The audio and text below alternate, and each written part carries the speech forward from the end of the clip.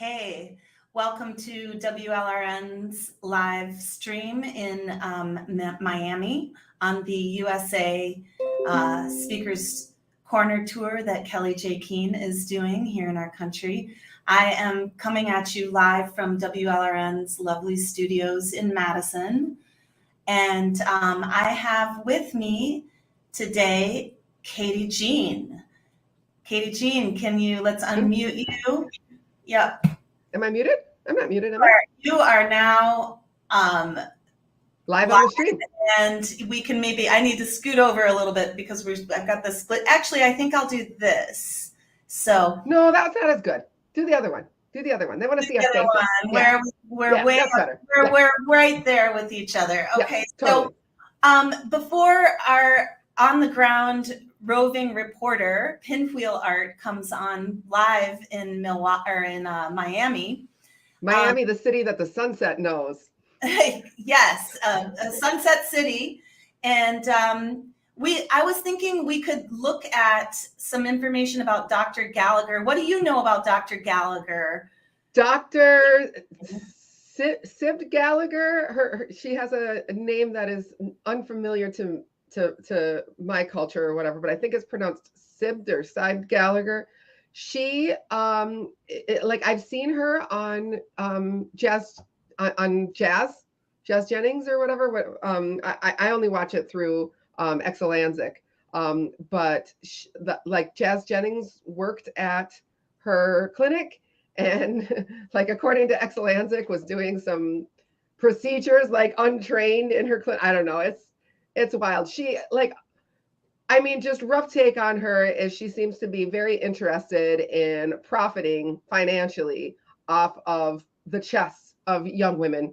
And I think that is it's just a few individual people where if we could take out just a couple of people on account of malpractice and, just not following the Hippocratic Oath and whatever, so much of the problems would go away because this one individual doctor is doing many, many surgeries on many, many young women. When you look at her website, it looks like it's a multi-million-dollar business. She's got surgeries for everyone. Yeah, right. I mean, yes, she's doing double mastectomies on girls, underage girls, but she's also removing men's penises or, severely damaging them. She's got 4 different ways that she will mess with your penis if you're male to make it more feminine. It's really whatever that means. Whatever that could possibly mean. So I just thought maybe we could share the screen for a moment and look at this woman. Let's just document who this woman is in her own words. I've got a video of her speaking about her passion. She thinks of herself as an artist, sculpting bodies. And we can just, get an idea of who this woman is before we go live with the ladies who are protesting near her clinic. So let me do that. Excellent. Thank you for bringing the primary source research. Yeah, and I'm going to mute myself so that we don't get an echo. Great. Actually, for whatever reason, Yeah, so Dr. Gallagher, doctor, if we can call her that, practices down in Miami and is a plastic surgeon who specializes in I would say mutilating young girls, removing their healthy breast tissue because of something that's wrong in their mind. How patients usually ask us is, I have Anthem, I have United, does this mean I'm covered? So this is really not the important part of the puzzle. There are many different insurance companies, and within those insurance companies, they have different plans and policies. And what really matters is what your employer has chosen to provide you as an employee, whether or not you have benefits to cover gender dysphoria. So this can be quite tricky to figure out because it's not always entirely obvious when you read your policy, and oftentimes a phone conversation is required with a representative that unfortunately may not be very well educated in this. So the good news is a lot more patients than ever before have access to benefits for gender dysphoria when we look at private insurers. And one very useful document from the Human Rights Campaign is the Corporate Equality Index. You can Google that. And in their 2018 report, it looks like about 70% of Fortune 500 companies are now providing their employees with benefits. And so this means a lot of big companies, McDonald's, Starbucks, Amazon, Google. So the great news is now more so than ever, folks have access to care for their gender dysphoria, which oftentimes includes surgery. There's a lot of variation as to what surgery is provided, and oftentimes, unfortunately, still facial feminization and feminizing mastoplasty, those procedures oftentimes still won't be covered. The other thing to know is there is a lot of variation in the different policies as to what requirements are needed prior to surgery. And so, whereas us as providers, we're trying to stay away more and more from gatekeeping as much as possible, sometimes we'll see in those policies that there's a little extra requirement. For example, one we see a lot is that 2 letters from PhD or MD level providers are required before, for example, undergoing bottom surgery. So, you know, if we tell you that we have this extra requirement, please bear with us. We try to educate the insurance companies as much as possible to have requirements that really align with the best known evidence or the WPATH requirements, but this unfortunately is not always the case. And sometimes your insurance policy itself can be the gatekeeper. Okay, stop. Can we stop for a second? I just want to say, she keeps using the word gatekeeping. We would use the word safeguarding. Safeguarding is absolutely important. We should be safeguarding children from making foolish permanent decisions about their bodies. And there is great value in safeguarding. I would never call it gatekeeping to, for example, prevent a 15-year-old girl from going out on a date with a 19-year-old man. That would never be considered gatekeeping. In the same way, we would call it safeguarding to prevent a 15-year-old girl from permanently mutilating her body. So you can just hear in the language how it's meant to strip away your defenses, your natural instinctual defenses against harming our bodies in that way. Yeah, I mean, she's definitely trying to make money off of this and to find easy ways for her patients, you know, her victims, really, to have to. Hey, it's Jay Thomas. All right, welcome, Jay Thomas.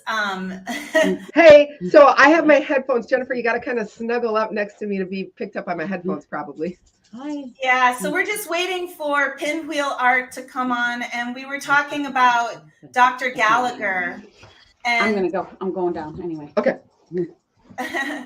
Sorry. And her practice and how really when that short amount of video that we watched, I found another video. I wish I had keyed that one up. This one was about getting your insurance to cover it. But the other video was about her life and how this is an artistry that she's taking part in, and how she shapes and sculpts the body, and she just made it sound so glamorous and so positive, and it's very deceptive because she's making so much money off of this. These insurance companies that are paying, the people that are paying out of pocket, a double mastectomy is, I don't know how many thousands of dollars, but it is extremely expensive. And for what? To destroy your healthy female body permanently, you know?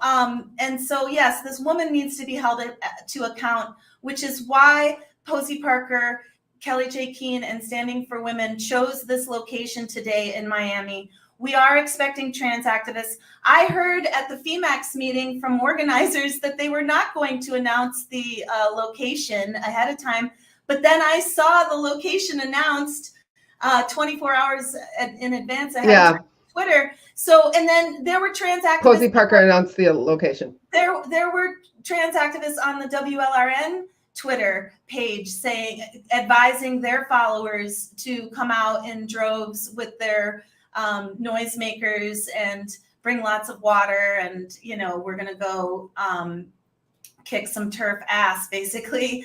And so I think it should be interesting today, and I hope the women. Which, if somebody said online, we're gonna go kick some women's ass, that wouldn't, if you just substitute TERF for woman, right? Like that would be totally inappropriate for them to say, but because they call us TERFs, right, it dehumanizes us.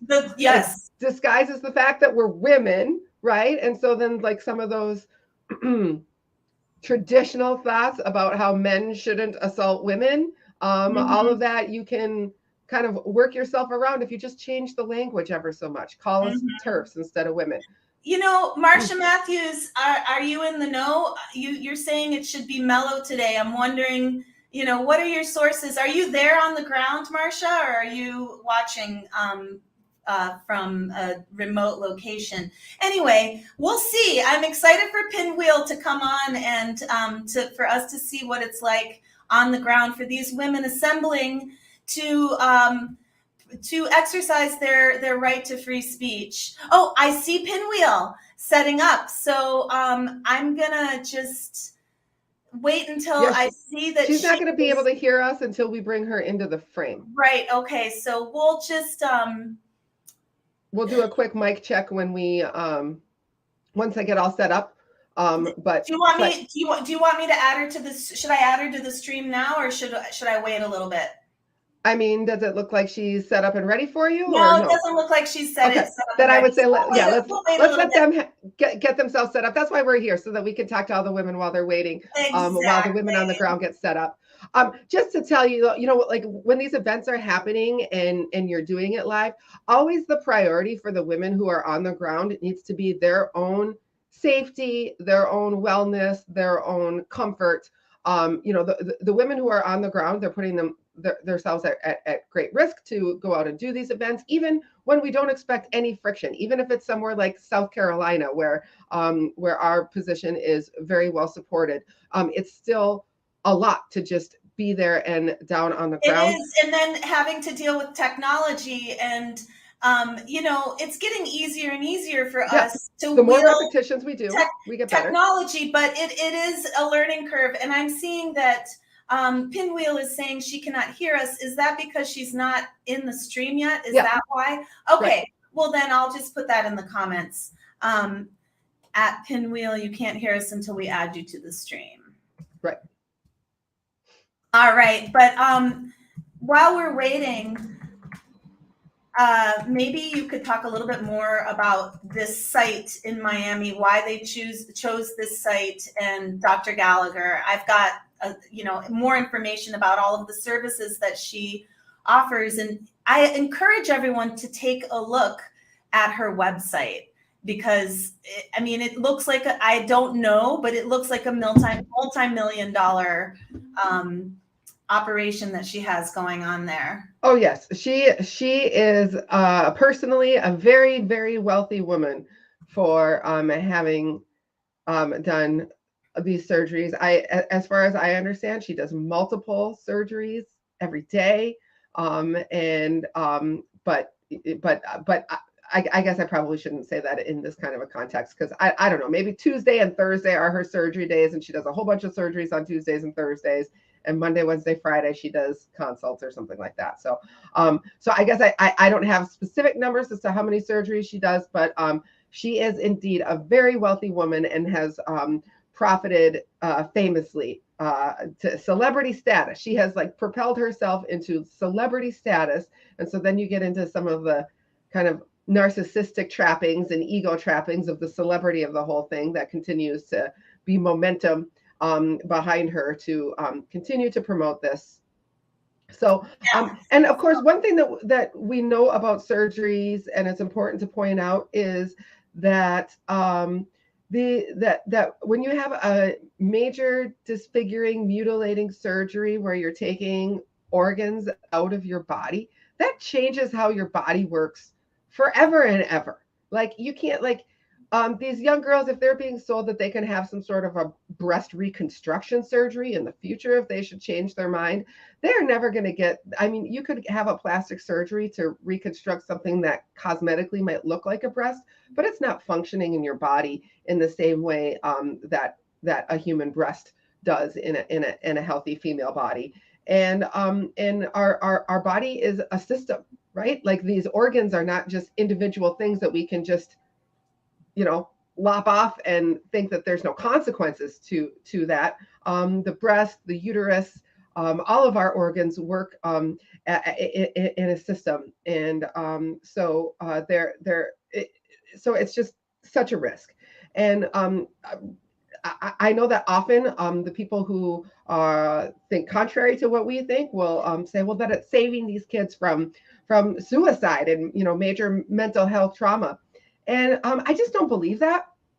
I think that that whether or not you have surgeries, if you are a person who is trying to impersonate the opposite sex and try to fool people everywhere you go and live stealthily, or if you're a person who is, out and open that you're a trans person, so like there's no illusions here, but you're just asking everybody to pretend that you're the opposite sex. So whatever way a person would go about that, or anywhere in between, that is not it's just not a long-term pattern for success. It might work for a little while, but when you're talking about 10 years down the line, 20 years down the line, 30 years down the line, it's shortening your life. Inevitably, it's affecting your health to take wrong sex hormones and to have these surgeries where you're mutilating vital organs in your body. So, and I believe that the people that do that still encounter hostility from the world, and that probably accumulates into their mental health state. And so I think that the surest way to prevent suicidality, especially the younger you are, the more sure it is to angle toward desistance or detransition, or just figuring out how to get yourself right with your actual biological sex. There's just no getting around our biological sex. Absolutely, Katy Jean. And I know Pinwheel Art had an emphasis for this particular speaker's corner on finding desisting and detransitioning women to speak.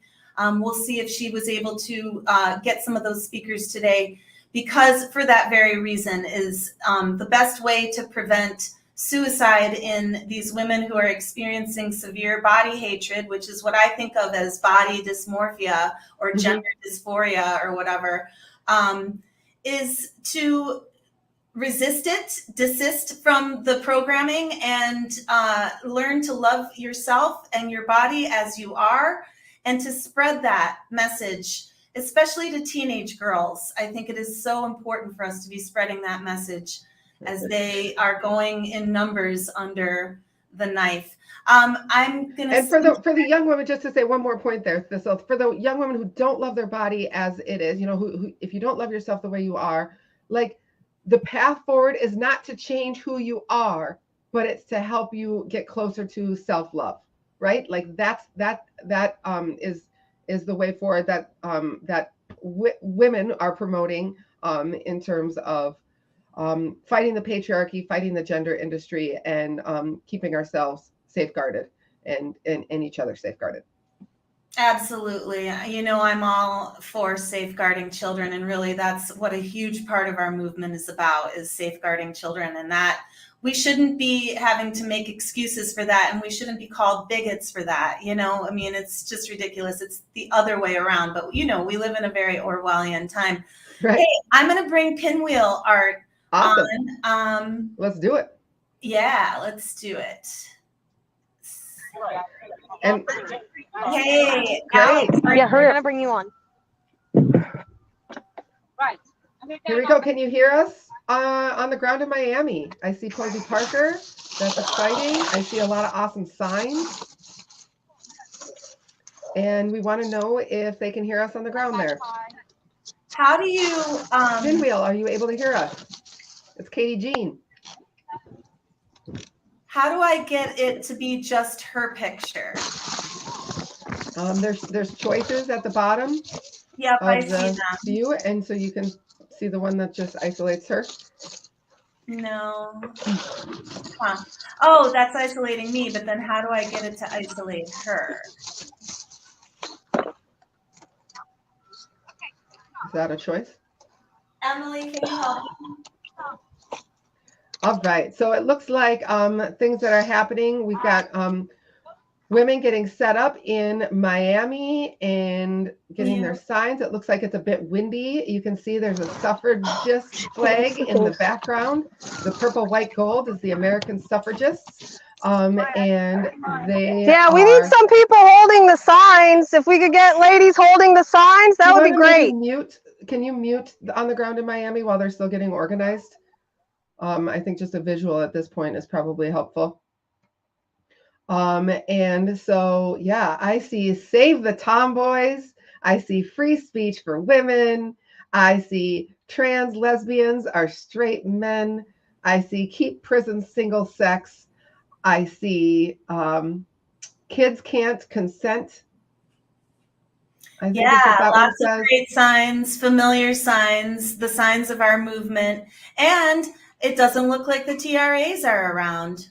Right. It looks like everybody's comfortable and relaxed. And there's Posey. This is our Posey Parker. Yeah, it'd be great if Pinwheel would come onto the mic and just talk to us before. Oh, but it looks like Posey's starting to talk, so I'm gonna. All right, let's bring the audio back from. No trans activists.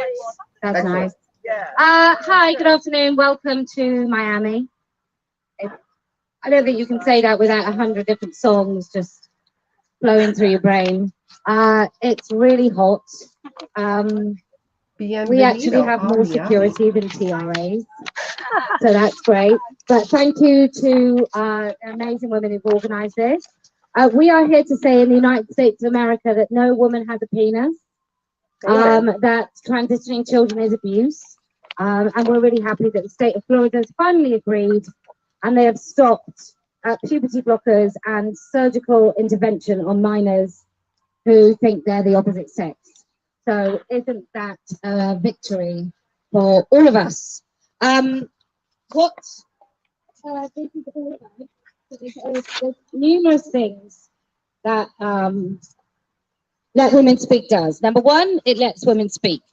Now, what that means is we're not asking for permission. We are creating the space in order for women to be able to speak. So, up and down your beautiful country, I've come across people who literally have no idea they call themselves trans. They've no idea that in schools they are being taught that gender identity is more important than their biological sex. Parents are completely oblivious to the sort of grooming and ideological capture of their children within the school system. It's happening also in the UK, but I do have to say it is worse here. And unfortunately, what's been happening is that the people with the loudest voices opposing this are conservative men. And so what Let Women Speak does is amplify the voice of women from all sides of the political spectrum. It doesn't mean that conservative women aren't welcome, because they absolutely are. The only qualification to being involved in Let Women Speak is either being a woman or being a man who knows what a woman is. So anyone can talk. The way it goes is, I'm sure some of you have prepared speeches, and because we are small in number due to the fear factor of both Antifa showing up and your jobs being at risk, we find that many women don't feel that they can come and talk. And I've certainly had, because of Chicago, there have been quite a lot of women in Miami who really felt like they could not come today.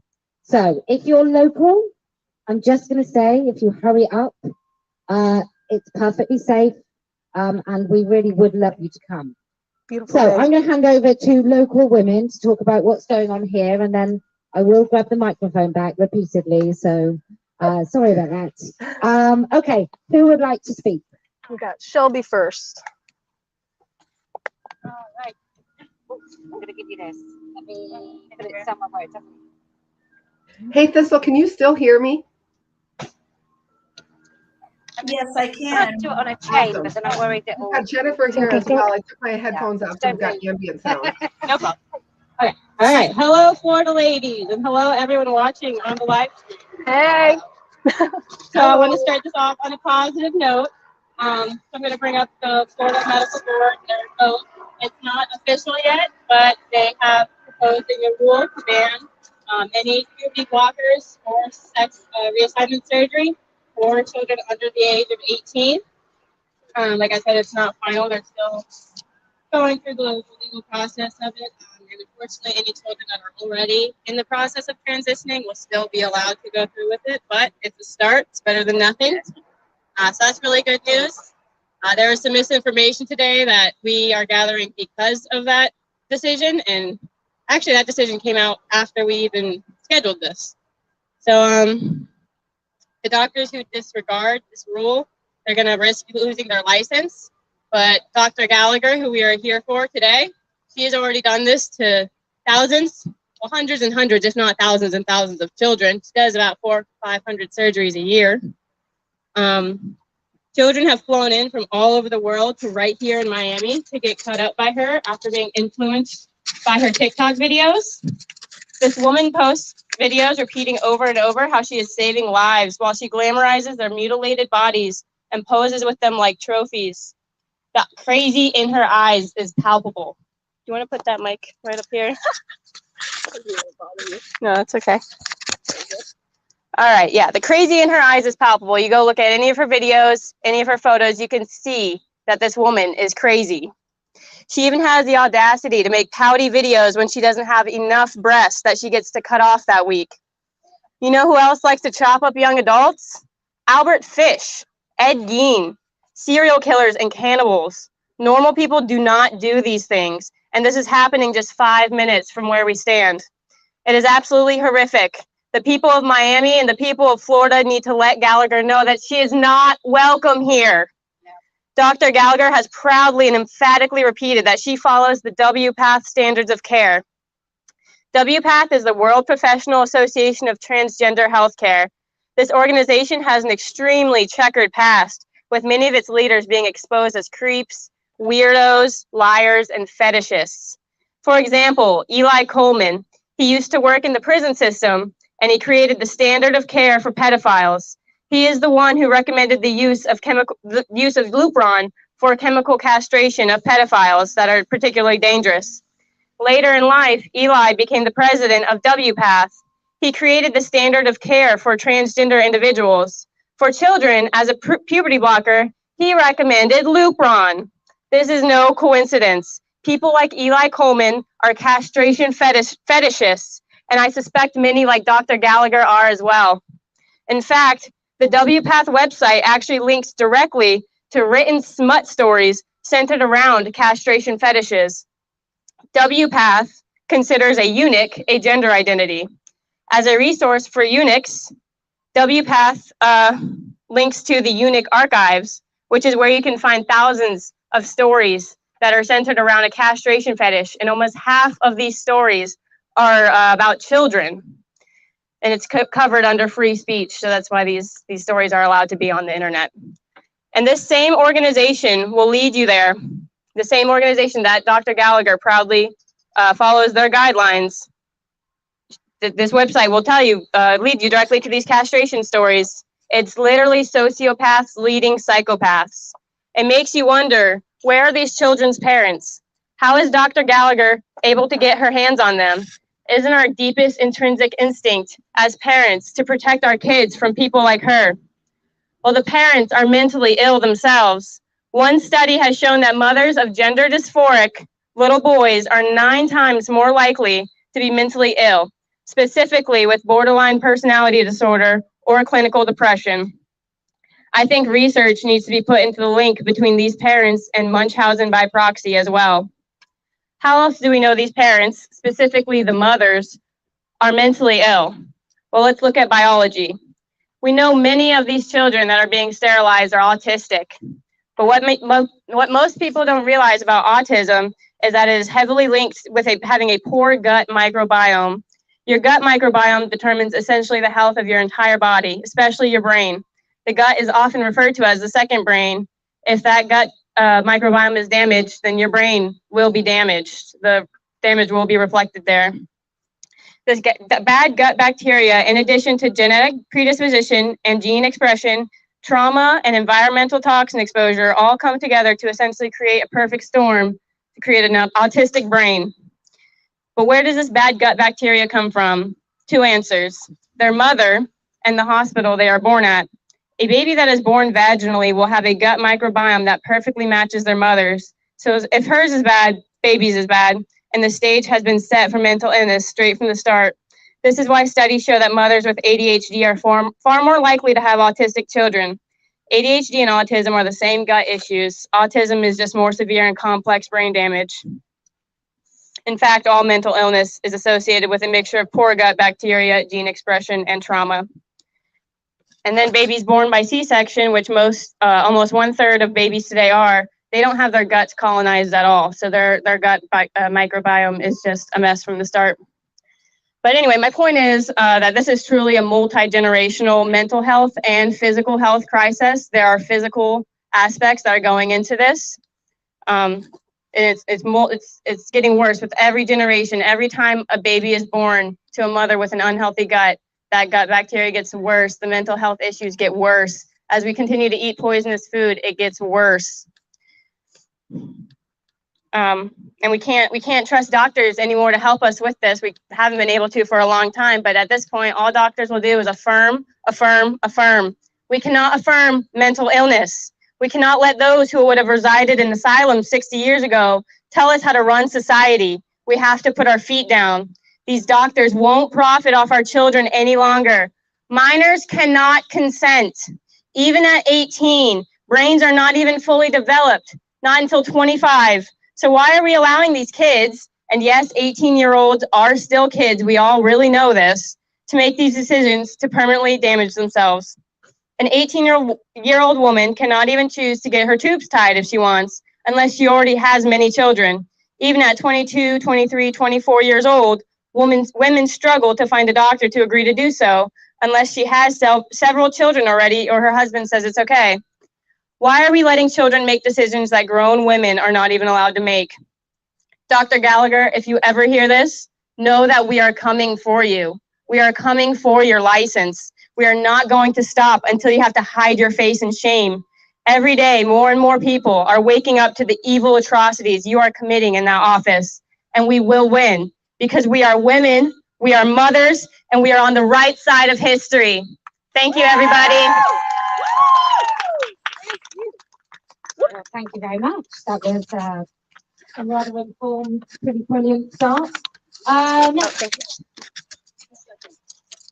That's me. I'm actually reading for another lady though. Okay. All right. So I was in DC. I met you in DC. Pinwheel Art. All over everything. Oh, lovely to see you. I bedazzled your shirt. Right now, Like all black. for the next year. And then I made it holographic green. I love it. And now I made it red. No, I love it. Thank you. And we're going to hear from Pinwheel. So this is just on. Okay. The organizers of today's event. All right. I got to prepare. I've done this a couple times and it still makes me nervous. So I'm reading for our sister Zuli today. She's in Puerto Rico. She moved to Florida about a year ago and she wanted to share her message here with you all today.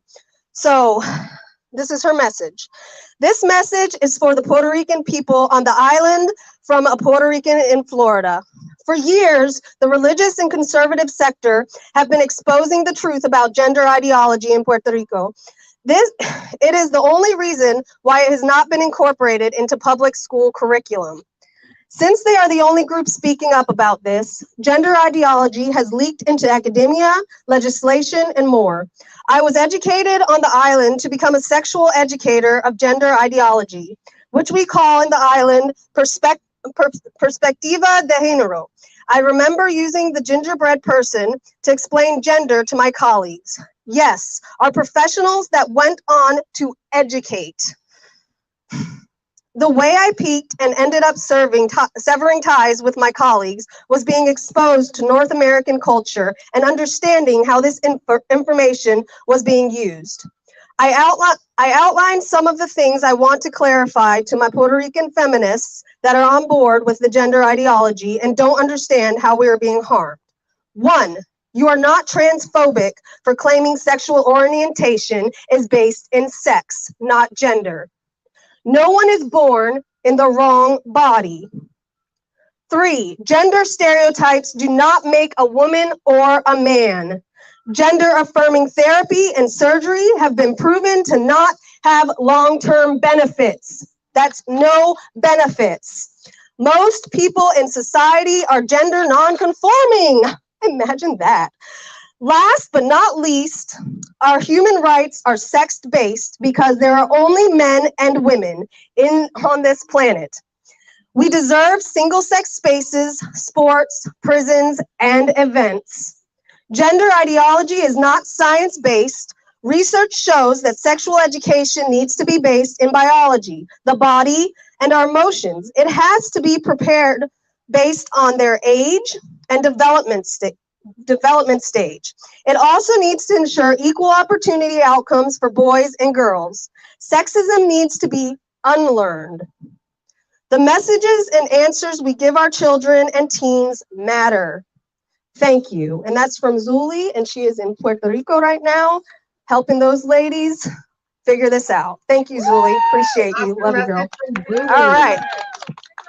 Thank you, Let me Pinwheel. turn it off for a second. Yes, I am definitely next. All right, let's pin you up. Pin me up. Let me make sure mine's still going. 1, 2, 1, 2. Yeah, mic check work. Let's do your, maybe on your misfit. We can hear you loud and clear, sister. You did well. Want to show off my TERF vest here? I know it's awesome. Anyhow, I am here to answer my response to be called a sexual racist. Well, gringo estúpido. Hombres no soy mujeres. Simple as that. There's no man that's going to tell me he's a woman. There's no man that's going to tell me it's like it's a dick. This is just whack, dumb shit. Anyway, I do have something more to say. Lesbians don't like penises, and I'm not into girl dick. Amen. Pleasure.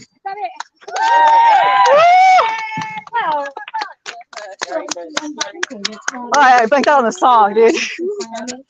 Who's next? Okay, who's next?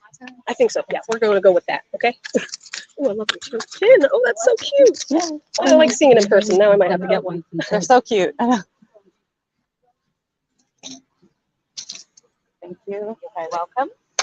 Hi, guys. Everybody. My name is Christina Goki. I'm here from Colorado Springs. I have a YouTube channel called Turfing It Up with Christina Goki Lifts. I am a novice powerlifter, jiu-jitsu enthusiast. I'm pretty much a tomboy. I learned about this issue with men and women's prisons, and that's what really set me off, because how are we allowing rapists to enter a cage with a woman? We all damn well know what's going to happen. So that was the thing that really set me off and got me fired up to join this fight. Recently, girls in Vermont are being punished for refusing to undress in front of a boy. They are being denied access to their locker room because they don't want to undress in front of a boy. What is wrong with our society that we are forcing girls to undress in front of boys? Something has gone extremely awry. All right, today I'm going to read a poem. I did not write this poem. The woman who wrote it was brilliant. It's basically addressed to what we call handmaidens. Handmaidens are the women who say, be kind. I don't mind if they come into our spaces. They're the ones who are getting us in this situation. To the woman who shrieked at me that I am a bigot and a TERF and a hateful transphobe for defending women's rights, 10, 15 years from now, I ask you to remember me. Remember me when you have your first baby and you're referred to throughout your pregnancy as a birthing individual, a pregnant person, and it makes you feel kind of dehumanized. And you wish they just call you a woman, a mother, because that's what you are. But they're not allowed because it's illegal to say only women can be pregnant and give birth. Remember me when you give birth and you feel vulnerable and exposed and you really want a woman beside you who understands what you're going through, and instead your midwife is a 6-foot man with stubble and a dress, and you know he isn't a woman, but you're not allowed to object, even when you need to be examined and you just want a woman to do it, but you can't. You know you can't say anything because that would be hate speech, even though your body is screaming, no.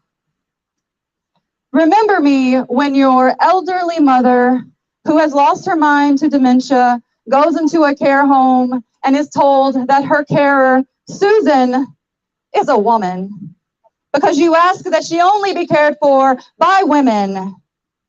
And even in her adult state of mind, she knows that Susan is a man, and you know that Susan is a man, but you cannot object.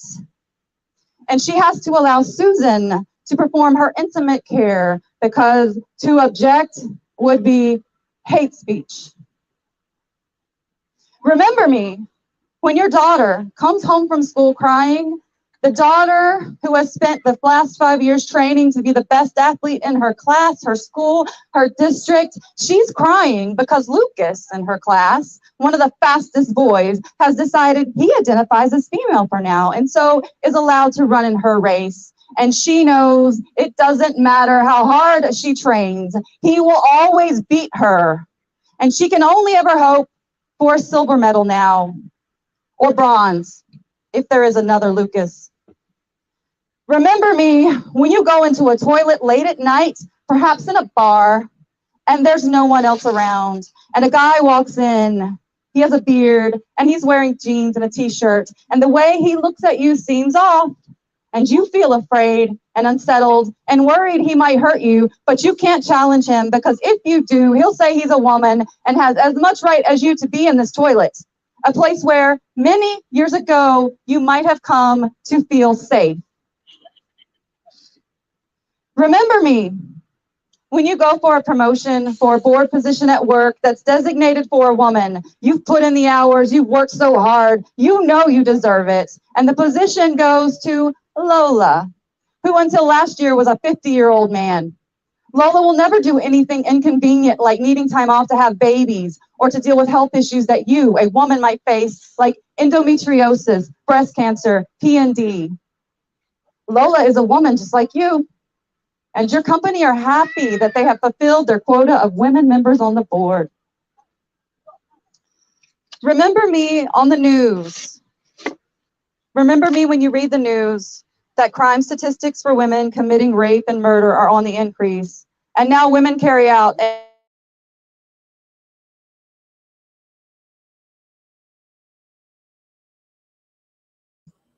Looks like we lost the stream on the ground. Oh, no. Yeah. Well, that's why we're here. So I'm That's sure why we'll we're get here. And you know, Jesika texted me, and she's going to be coming on soon. And I see Jay And Thomas, where's Jennifer? all the super sisters, all hanging out on WLRN's airwaves, right, sisters? And Jenkins is here. We're playing with the dog. Oh, absolutely. And one of your beautiful spray painted posters in the background, Jay Thomas. We have one of those historic posters here in Madison that we hang from our podium. And Katy Jean has one on her wall. Katy Jean, maybe you could talk about the shirt. You've got the artist sitting right next to you, right? Well, I think Jennifer should talk about my shirt. I'm texting I'm texting Pinwheel to make sure. Thank you so much for texting her. Yeah, Jay Thomas, can you talk about the shirt that Katy Jean is wearing? And I can talk about the one I'm wearing too. You look right there. Right there. Okay. Well, the shirt, I'm not the artist. I'm working with a female artist that designs all our shirts, and we come up with different slogans. This is just one of them. Turf in USA. We got American Turf too. American Turf.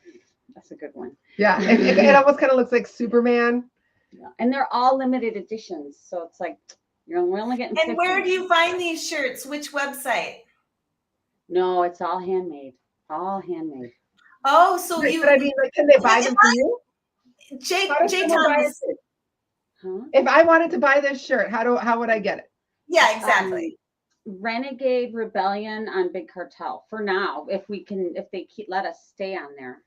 So it's a website called Big Cartel, Yeah. and you're gonna look for Renegade Rebellion.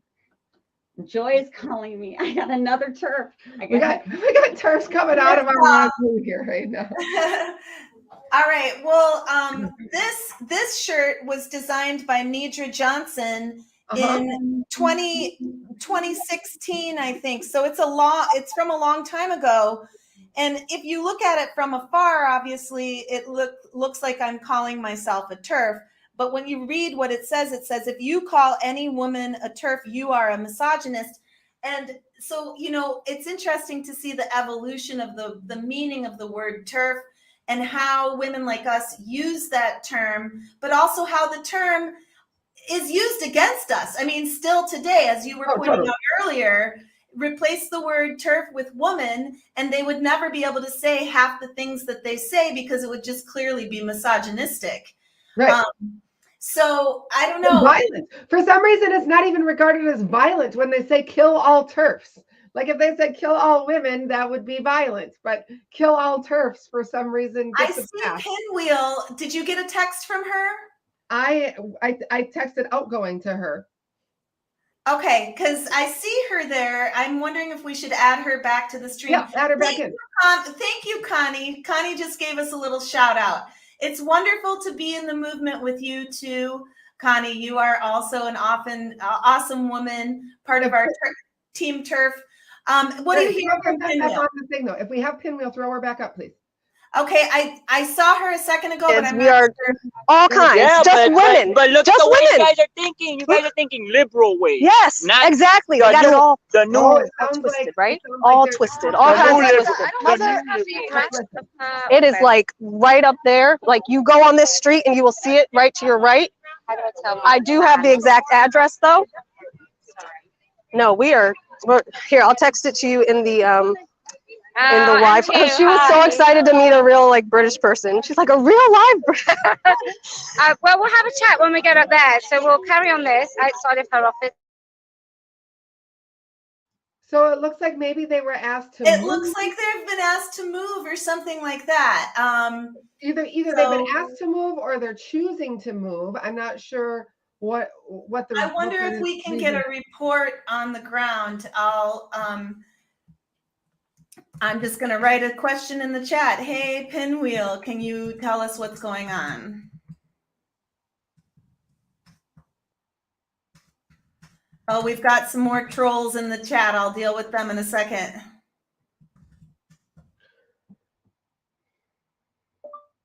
We see you getting set up somewhere else.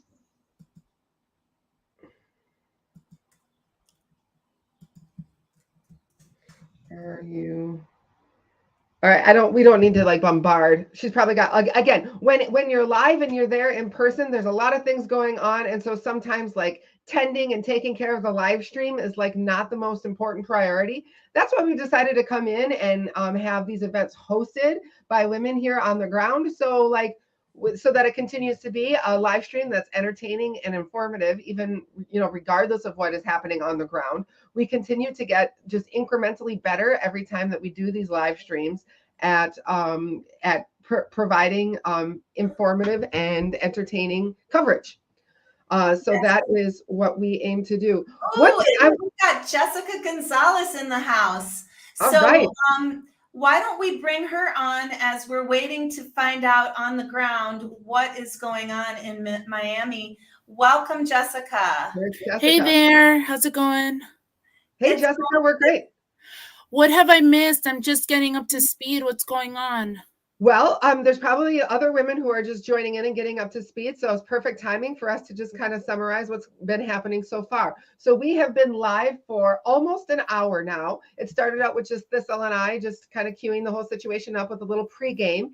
And then we went in, they got like two kind of speakers that went for a longer bit of time, and then a couple of other speakers kind of mixed in with little thoughts in between. We've had poetry read. We've had we had a letter read from a woman in Puerto Rico. So representing kind of an international voices here for women. And then something happened and all of a sudden we lost the connection, and then we got connected for just a moment, and we understand that they are like, they're packing up, and we're hoping they're packing up to move to a different location. Well, and we were just told that from somebody on the ground that they've been told to move to the pavement because they don't have permission to be where they were standing, even though I think the advertising called it a park. So I would assume that it is a public park, but they're being told they have to move to the pavement. We don't know yet who these authorities are, if it was police or if it was somebody who owns the park. We don't know yet. Sure. Right. And it looks like we lost the stream again. Yeah, I don't see a stream. Yeah. I'm also checking into the stream held being held down by the deep programmer right now. Their feed came back up. So yep, their feed came back up. This is Pinwheel Art on the ground reporting for WLRN. Great. So it looks like they're getting out the megaphone. Oh, they're getting out the megaphone. We have Jennifer in here too. She just happens to be at my house today. So hey, Jen. Hey, just rolled in. Yeah. Rolled in your sweet turfmobile. Let's turn them on and see. Gosh, I'm not listening to you. Well, do you want to hold the camera while we walk? So I don't know if they're going to put us back on live. Okay. Yeah, but you're on live. It's this side. So it's that camera. So you can see us down here. Yeah, they can stream as we're walking. I think they should. Okay, so stream as we're walking. Hey, Alex. All right, let's do this on the move. Who's going to start the song? Are we ready? It's just a block. We don't have to cross any streets. Yeah, it's very close. Very close. Yep, right the block. Right down the block. All right, are we ready? We're going to sing a song, ladies. Sing a song. Who wants to start the song? I do. You want the bullhorn? 7, 8.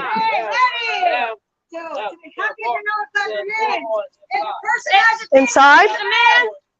I'm not. Inside. Man. If a person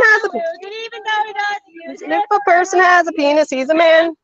If a person has a penis, if a person has a nutsack, he's a man. If a person has a penis, oh jeez, I'm messing this up. If he amputates his face, he's still a man. If he grows a pair of tits, he's still a man. If the chromosomes are Y, he will always be a guy. If he isn't born a woman, he's a man. Woo! Woo! Nice job in Miami on an excellent rendition of If a Person Has a Penis, He's a Man. That's one of my favorite tunes. Was that Allie Jean Batts that started that? Allie Jean Batts being the British folk singer? I do not know a credit. It's a feminist folk song as far as I'm concerned. Yeah. I've heard Nina Paley singing it too, but yeah, sure. It's perfect. They are marching to Dr. Gallagher's office, and then here in the chat, I'm seeing from somebody named June that Kelly J is going to recommence once they're set up. But are they going to set up in front of the office? Looks like we're making a little pit stop at the car there. For her to throw something into the car. But I'm just curious, it'd be wonderful if one of them that's holding the camera could like talk to us at some point. But let me turn them back on. I'll turn their mic back on. Let's see if we can hear more. Sorry. I don't know what the guy said to me. He said something about the blowhorn inside. I was like, I'm not inside. I don't know what he's saying, but I ignored. I'll ask for forgiveness. Hey, Pinwheel, can you hear me? Hey, Alex, can you hear me? That's not it. We're gonna do something even crazier with bubbles. All right. Happy birthday! All right. Biggest two right here. Hey, Pinwheel, it's Katy Jean on the live stream. More water. in Ooh, here. science party. More water. That's fun. Happy birthday! I love this thing. Don't leave the ladies behind again. You're fast I know. I got adrenaline going. I'm like, okay, I'm gonna go a little slow. I forgot we had some older women with us, so we're gonna slow down a bit.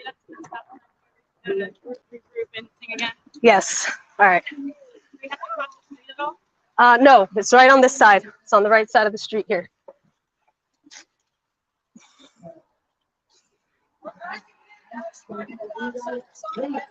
Yeah, we're gonna slow down. We're gonna stop at the stop sign. I'm just going to say that it looks like they have, and I think I heard that they have about 10 women there who are speaking, who are there for the speaker's corner, that there was a scare due to, Posey talked about it at the beginning on the mic. She said that women had seen what happened in Chicago, how the women were surrounded by the TRAs, and that the police, were slow to protect us. And I can say it was quite stressful being in Chicago, and that there was an Antifa scare apparently. And so some women have decided to stay home, even though the TRAs are not out, as we're seeing in the live stream. So, I think one of the most important things that we can do in this movement is show up.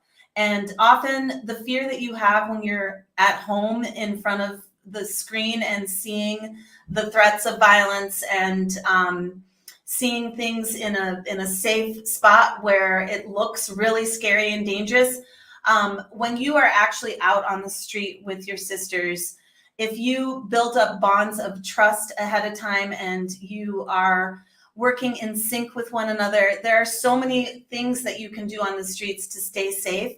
And that act of bravery, it feels so good. And the more of us who go out there, the safer we're going to be. And I can say this, and Katy Jean can say this too, after being, really seriously surrounded by scary numerous times. Numerous times, Yeah. So go out, sisters, go out. The streets, whose streets? Our streets. We belong in the public square. We belong in public.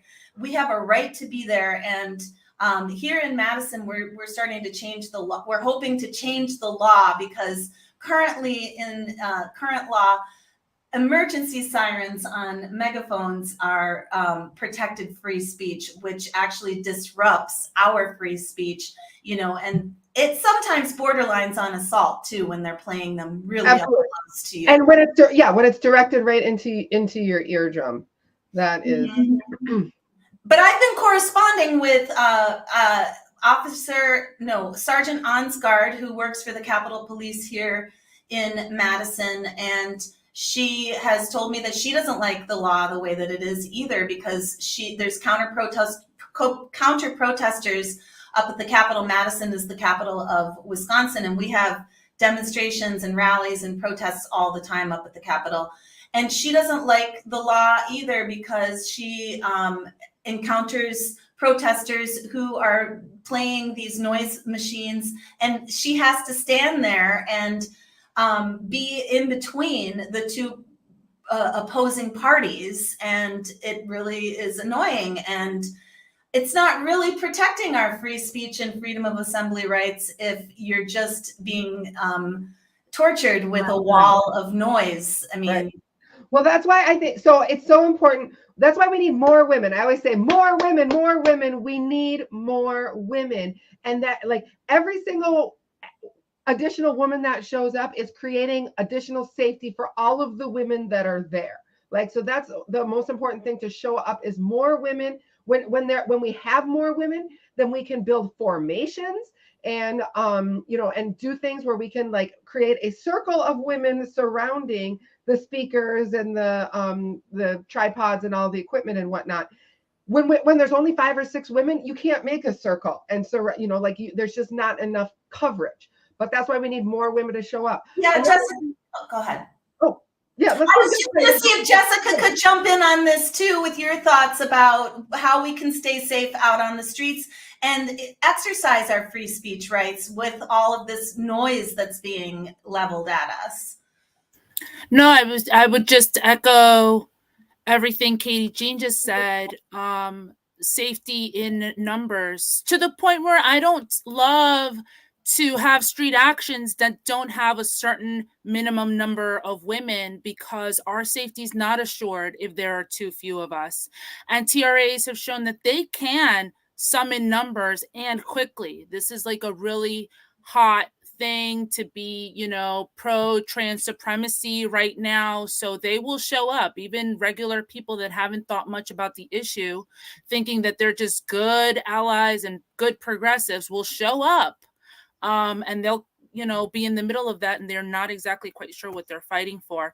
But something I cannot stress enough, I stressed that last week's live stream on Known Heretics channel is earplugs, hearing protection. Like, buy these and bring these to the events. Keep yourself and your sisters safe from what I do consider an audio assault. I do consider that a physical assault, even though they are not touching you. That can be like really quite damaging. So anyway, you know, a tub like this of earplugs is like what, like maybe $10, $15 or so, maybe. Grab this is a package of like 60 pairs. That will cover everybody at our Philly event, for example. And it shows solidarity too. You know, there was a woman who brought a bunch of earplugs to Chicago ahead of the event and passed them around to all these sisters who didn't have them. And that small act of sisterhood is, it just makes all the difference in your morale and how you feel out there. Also, what came out of Chicago, and I totally want to echo what both of you are saying, you know, safety in numbers, more women, and come out, be out on the street, show solidarity. And one of the things that came out of Chicago is that there were some police officers on bicycles. And they finally used their bicycles to make a physical shield around the women who were on the mic. And one of the women in the chat afterwards was like, well, we should have bicycles. We can do that. We can make a physical barrier protecting our speakers. And I totally agree with that, especially like as a bike advocate. I would love to see women go to these events on their bicycles. Why? Because it's easier to park them, and then it's easier to take off afterwards too. You know, the TRAs can't follow you to the parking lot like they can now. If you've got your bike, you know, stashed nearby, and you can just take off on your bike, and then that bike can be used as a physical barrier to protect you and your sisters. So I thought that was a great idea that came out of Chicago, and I'll credit Liz Miller with that. She's the one who said it doesn't have to be the police. We can do it, you know. Shout out to Beth Stelzer. Yeah, hi Beth. And you know, Beth brings up a good point. I mean, she says you don't need to speak to show up. You know what? I want to bring out another idea too. You don't even need to like align and stand with our huddle to show up and be supportive. You can show up in a totally anonymous way. Maybe you meet the women in advance and you say, hey, women, I'm here, you know, to support you, but I'm not comfortable at this point, you know, wearing at Dr. Gallagher's office. Oh, sorry. Can you all hear me? Just give me a thumbs up because I can't hear you all. Yes, we Good. can hear Thank you, you. Jesika. Can you hear us, Pinwheel? We got all these people here. We picked up a few on the way over. People are ready to speak out. All right. Am I next on the speak? We got to wait for Kelly. Excellent. Looks Whose like is they're this? just getting organized. They are very well set up again, perhaps right out in front of Dr. Gallagher's office. It looks like that's... All right, we're waiting for Kelly J. Kelly J is their way over. And Whose book is this? we've got a new event. Woo! Save the kids! Save the tomboys! So one of the things... Oh, wow. I do not know where my... You can just come and not be wearing a church shirt, but just be Where my coming speech is now. as a bystander, Oh. right? And the women still that are at the event know that you're there to support her, and at least you're there to maybe record video and document. So, like, if you're really just like so unsure about whether or not you should be showing up to the event or not, I invite you to consider showing up completely anonymously in terms of at the street. Like I said, introduce yourself at the rendezvous location beforehand, and meet the women and say, you're here to support all of them. But then when the event comes, you'll just be wearing a New York Yankees t-shirt or something like that, and you just look like you're a passerby who's curious about the event. And the bystander effect of having people witness other people's bad behavior. Just the fact that someone's there witnessing, you don't have to do anything. Just stand there. Right. People will behave when they behave better when they're being watched. Yep. TERF tips from Katy Jean and Jay Thomas. Yeah, but like the most important thing is just to show up in any aspect that you can show up. Yes. Obviously, we want you to show up, find your voice, speak up, and start organizing events. That would be like the highest level. Well, but you know what? This is a conundrum. Katy Jean, this is a conundrum, right? Because after Chicago, a woman on the WLRN page contacted WLRN, and she was like, I live in Chicago and I want to just be informed of when these events happen because I'd like to show up. Well, right now we are organizing in secret. We don't really, we don't say what the location is until the very last minute. And if you're not, and she doesn't want to be an organizer, she just wants to show up. You know what I mean? And yeah. So how do we reach those women? And actually a friend here had a suggestion that we make a signal chat possibly that's just for announcements of events for vetted women who don't want to be organizing and getting into the nitty gritty. They just want to show up. So I thought that maybe would be a good idea for those women. Well, yeah, obviously, wherever we are organizing privately, like whatever the private channel is for that event, the organizers that are part of that event.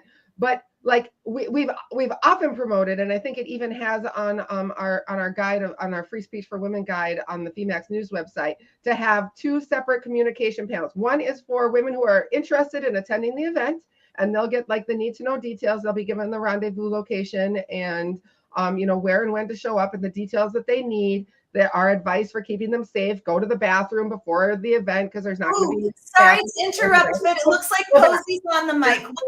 Back to Miami. Photos on TikTok, and she calls double mastectomies yeet boutiques. She is enabled and supported by all the medical professionals that work alongside her. So we're here to say women don't have penises, men don't have vaginas, only women give birth, and it is horrifically abusive to mess with the bodies of healthy children. And so Steve Gallagher, I want to tell you, if you need help moving, closing up your business, there are lots of women here that will happily see you leave their estate. So this is where Let Women Speak. The whole point of this is to give women space so that they feel liberated from the silence that's been created by intimidation and legal intimidation in this country, or employment intimidation, which means they can't speak or they might lose their jobs. So I'm now going to pass you over to Jade, who's going to talk about whatever. Hi everyone, I'm Jade. I just want to let you know I'm here because I'm tired. I'm here because I'm fed up. Women are here to say no, right? Women say no. I'm done being kind. Is it kind to allow men in female spaces? Is it kind to allow men to expose themselves to young women in private spaces? Is it kind to put men in female prisons? Women who must sleep with one eye open in the fear of being raped by a male cellmate while being caged. Women say no. No. Women say no. No. Is it kind to allow men to take the podium in female sports? Is it kind to tell lesbians to accept girl dick? Is it kind to tell women they are bigots and be genital fetishists because they're lesbians. Is lesbian a dirty word? Right? Lesbians are adult human females who love other adult human females. We are not non-men who like non-men. Women say no. No. Say it again. No. All right? We will not let them erase us. We will not let them take our language, our spaces. We cannot be erased when we stand together. I am taking it back. I'm taking it all back. We are taking it back. That's it. Thank you very much. Okay. Very nice to you. Sorry. Okay, who else would like to speak this afternoon? Yes, I'm next again. You're next. Okay. Yeah. If you want to go, you can go because we had an order, but you can go since you came here. Let me get you. Oh, you have an order? Yeah. Nope. But you're fine. We can change it up. They know who I am. All right, I'm just gonna put this on you as well. It won't be too close.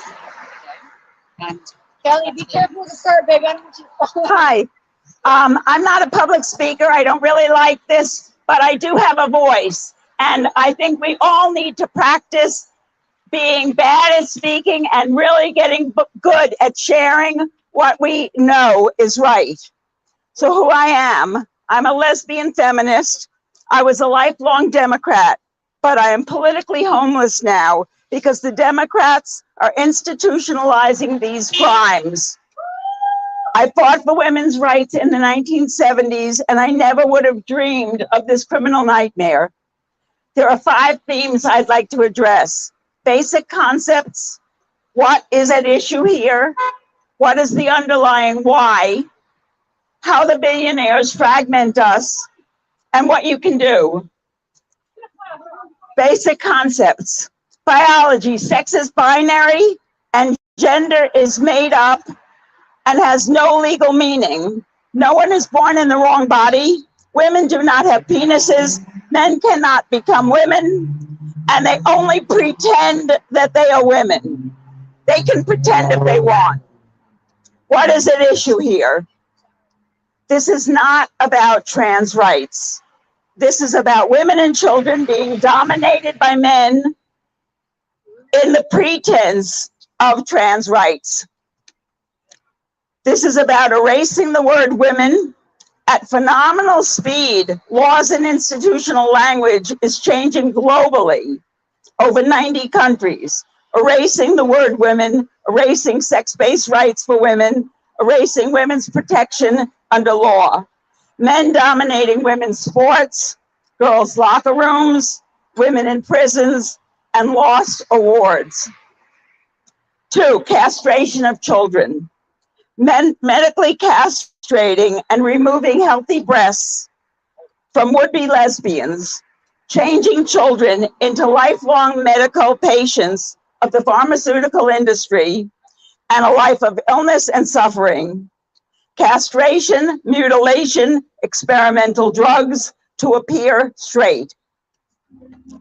2 generations of children, surgery of healthy body parts, and promotion of this in public schools, in their syllabus of public schools nationally, advertising and social media.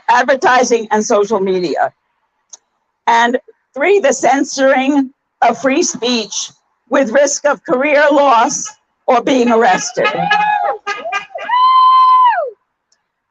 What is the underlying why of this? People say that this is a crazy thing, that people are being stupid, that the lawmakers don't know what they're doing. But the billionaires, through both the Republicans and the Democrats, want to, 1, break down the family, 2, confuse our reality, 3, weaken our analytical skills and our ability to think for ourselves, 4, make us not trust our own minds. Why do they want to do this? To control us, to make us obey and fear, and to fight one another, and for us to fight one another instead of fighting them. This is not a gay rights movement. This is anti-gay. Any child tending towards gay is speedily given puberty blockers and hormones and surgery. The LGB, lesbian, bi, and gay, have nothing to do with the T. Gender identity is not a crazy mistake created by stupid people. It is not by accident. It is well planned and funded. How the billionaires fragment us. The inability to build a powerful opposition. This is not a one-party issue, though gender identity appears to be driven by the Democratic Party. Both parties play off one another with us citizens as victims, so it is important to study this deeply enough, to know that we are being played by the DNC and the GOP. They do not care about us. And in fact, each party has its own style of controlling and poisoning its citizens. One, the right blames the left or the Democrats. The right says the left and the Democrats are the enemies. The Democratic Party is leading this, but the GOP and DNC work together to dominate us. Two, the liberals blame the Christian right. The progressives are not being, they are not being led, the progressives are being led by the mainstream media and not thinking for themselves. They are staying very superficial on this topic. Dominated by men and the Democratic Party and the media, they are uninterested and asleep until their child falls victim. Three, the gender critical left criticize and censor the new leaders and organizations such as Kara Dansky, Amy Sousa, Wolf, WDI, actively censoring free speech for only those people that they agree with in the name of purity. They censor free speech. This is the left censors free speech. And they defeat building a strong opposition and ultimately act in a fascist, authoritarian manner. I have to stop here and mention how dejected I feel about the left abandoning women's rights and children's safety as a leftist, because we have always been for the rights of people. The liberal left women are so conditioned to take care of the underdog, the other, that they are unable to recognize their own peril, the danger of children and us women. While the Republicans have been taught all their lives to think only of themselves. And that is what they can, and that is why the Republicans can see through the threat of trans activists, because they see what affects them. Whereas the liberal left rely on mainstream media instead of their brains and their intuition. What you can do: read alternative sources. Be open-minded and curious. Listen to opposing views. Listen to your enemies. Talk about what you believe bravely. And I'd like to end by saying what I love and admire about Kelly J. Keene. She speaks common language of real people. She names the two issues of women's rights and child safety in the gender identity tragedy. She enables us to find the commonality in women across all different groups. She therefore has the ability to unite us. We must focus on the issues. We need to unite for the children, for the lesbians and gays, for the women. Thank you so very much. Here, if you want this. Sure, if you want to share it, you can put it right I just want to add to what you said regarding, I just want to add to what's just been said about the left and the right. So on my travels, the women most active in their school boards are conservative women. Now, I think the reason they're more active in their school boards is because conservative men are not going to condemn conservative women for speaking up. And they just seem to be a little bit more safe in their communities. So women on the left I'm telling you now, if you don't want this stolen from you, if you don't want the narrative to be told from a Christian point of view, you have to be the women to start speaking up. Because it kind of feels like conservative men are going to run away with this. Conservative women are literally flipping school boards. They are making their school boards conservative. Now, I'm happy about that because whatever win is a win. If we can stop the mutilation of children and the confusion and the cognitive dissonance of children and the gaslighting, then I don't care who does it and who says it.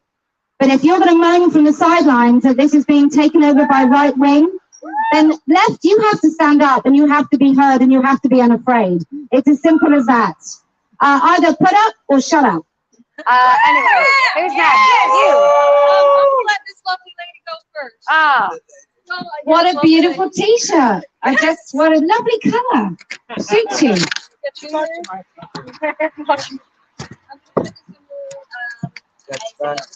Contact me on this side. You got two. Oh, I'm being tender. Looks like she's wearing a shirt with the Sunkissed logo. Hi, I'm Carol.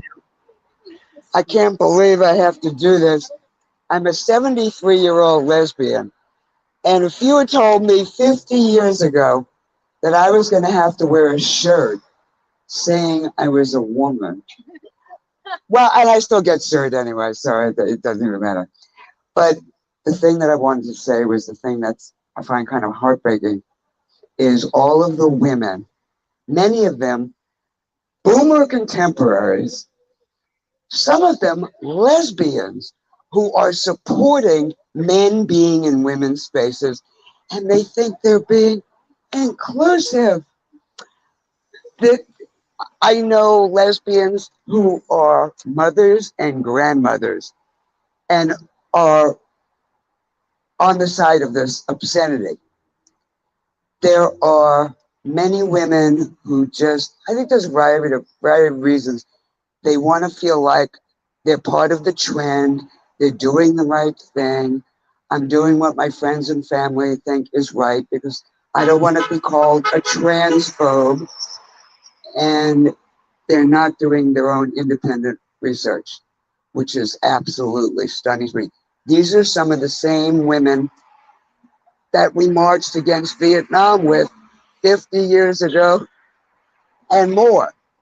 And suddenly they think that what the conventions that are shoved at us shouldn't be questioned. They questioned everything 50 years ago.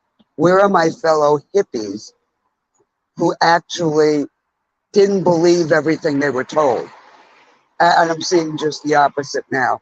I've been defriended, unfriended, wholesale friendectomy, and many of them are fellow lesbians. And I simply just cannot get over that I'm being seen as an enemy. And I'm scared myself that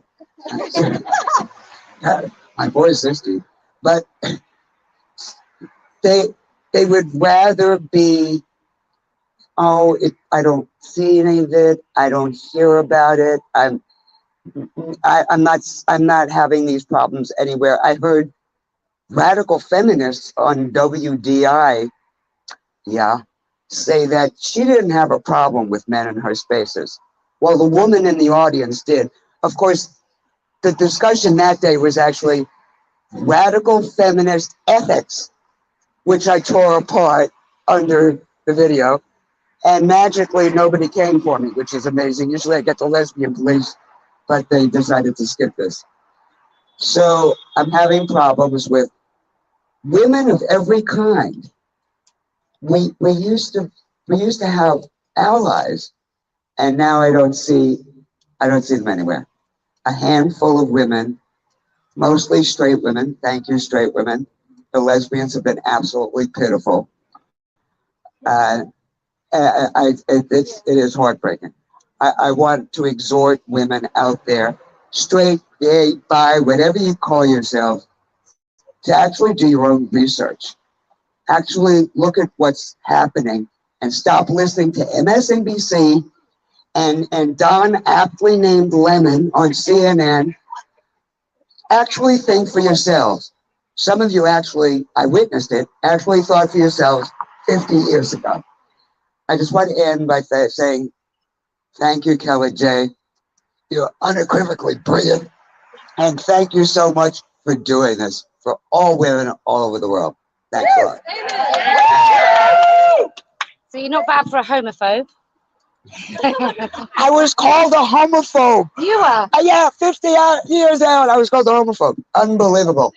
Called a straight guy called me a bigot, a transphobe, and a homophobe.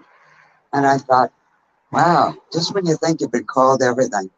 Homophobe was new.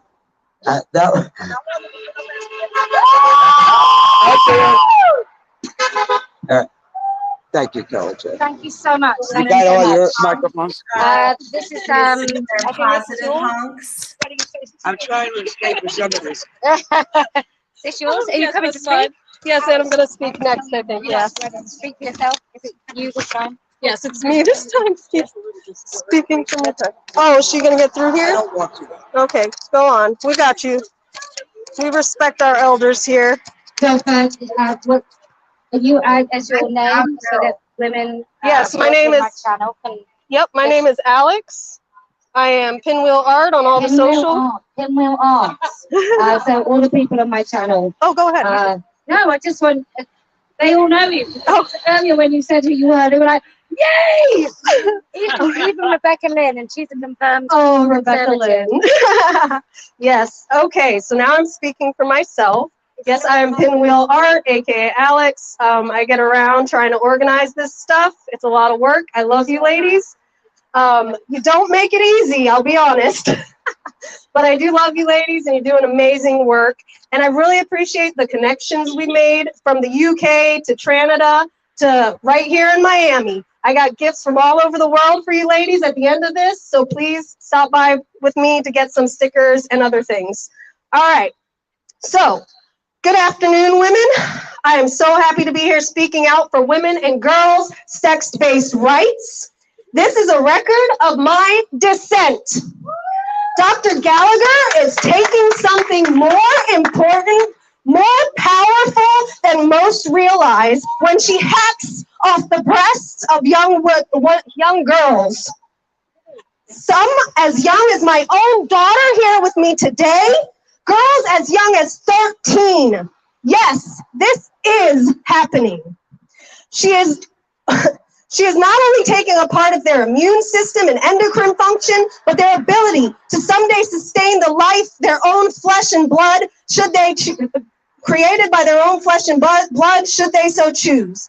She is robbing them of the ability to complete the development of their children's immune system, providing the best protection from the most common viruses and bacteria to the deadliest chronic illnesses and cancers. She is robbing them of the ability to have the symbiotic relationship with their baby that will complete jaw, gut, and brain development. She is robbing them of their choice to be able to provide their babies with not just the best nutrition in the universe, but a perfect blend of nutrients and antibodies from moment to moment, as the milk that could have someday flown from their breasts is made to adjust perfectly to their baby's nutritional, developmental, that's bone and brain development, and immunological needs.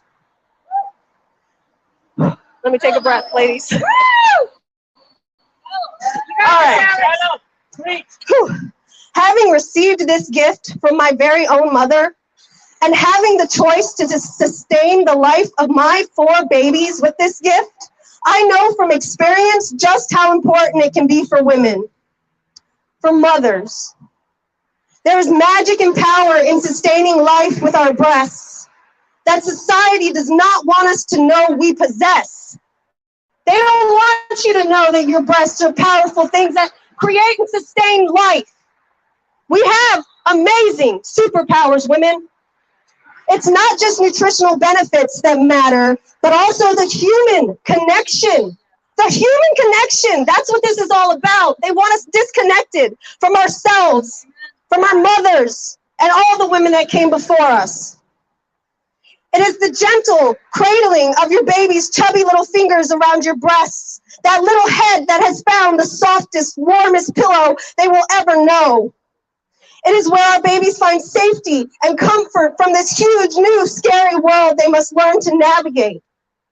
Our breasts provide our babies with one of the most intimate, powerful bonds to another human any of us can ever know. And people are not only saying none of this matters, they're supporting the annihilation of it. That's what you're supporting when you support gender ideology, just so you all know. A child at the age of 13, 14, 15, or even 18 does not know what they will want in the next 10, 15, or 20 years.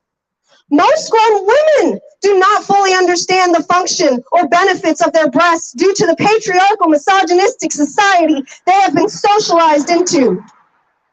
They are made to think all their bodies are good for is the male gaze and male sexual pleasure. It is no surprise they would want to be rid of the body parts that make them walking sex objects. But the truth is, the truth, women, the truth, young women and girls, the truth is we possess an incredible superpower that can make a healthier people and society. This ideology is very intentionally meant to take that power and magic from women. Some young women are even being told they can grow or reconstruct their breasts if they change their minds further down the road.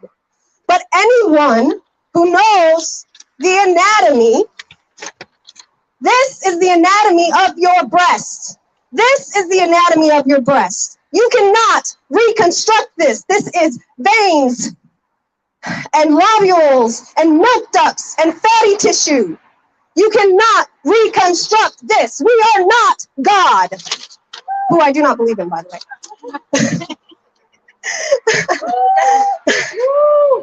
So what exactly are the female breasts? The mammary glands?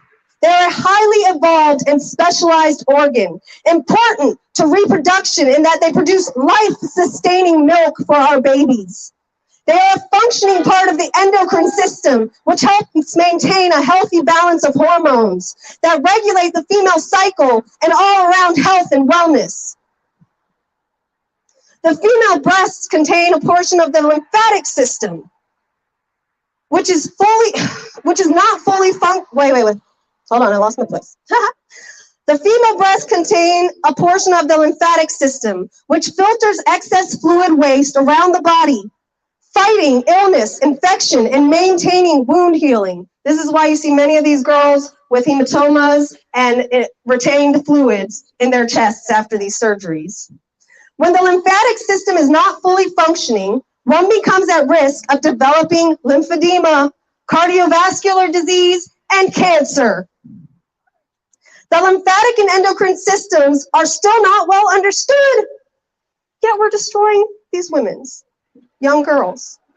Yet parts of the intricate functions are removed along with the fatty tissue, blood vessels, lobules, milk ducts, and the areola during the double mastectomies. Some are now calling top surgery.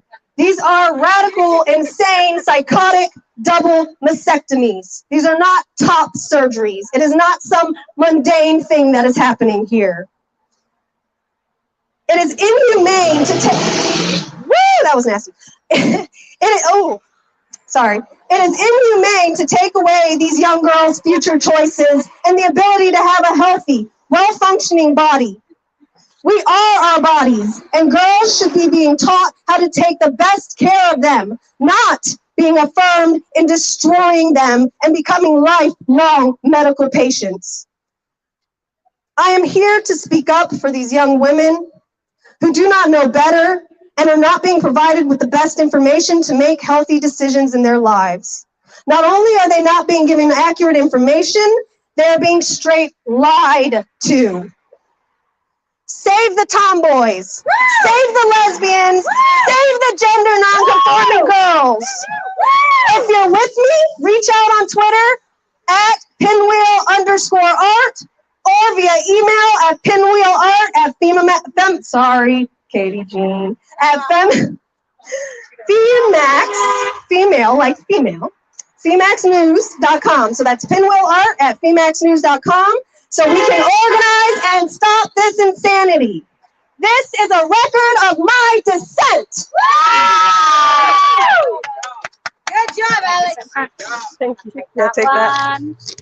Thank you. Okay, who's next? Zoe, do you know? Yeah, you're next.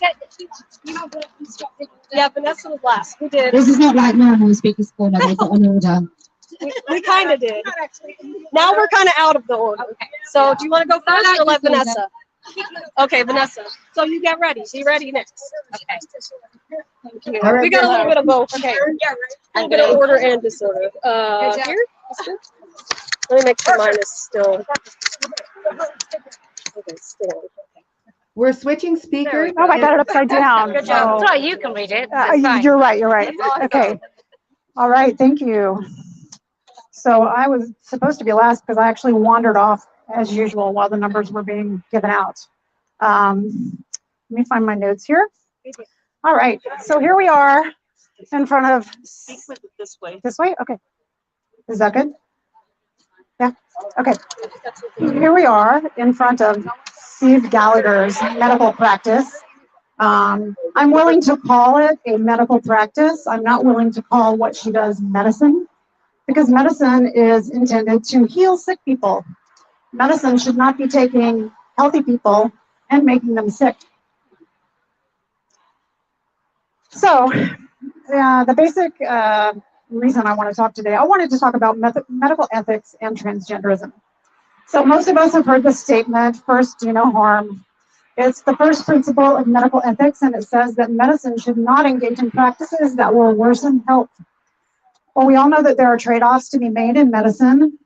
Medical interventions have side effects and inherent risks. We also know that medicine has a long history of making mistakes, often out of ignorance. So here's another statement of ethics that is used in behavioral health and social work. It's the principle of least invasive intervention. The least invasive intervention is the level of intervention necessary, reasonable, and humanely appropriate to the client's needs. I don't see this principle explicitly included in statements of medical ethics. It's embedded in the first principle to do no harm and our understanding of medical risks and trade-offs. What ethical trade-offs does transgender medicine involve? Rachel Levine said that it is complex and nuanced with robust research and standards of care.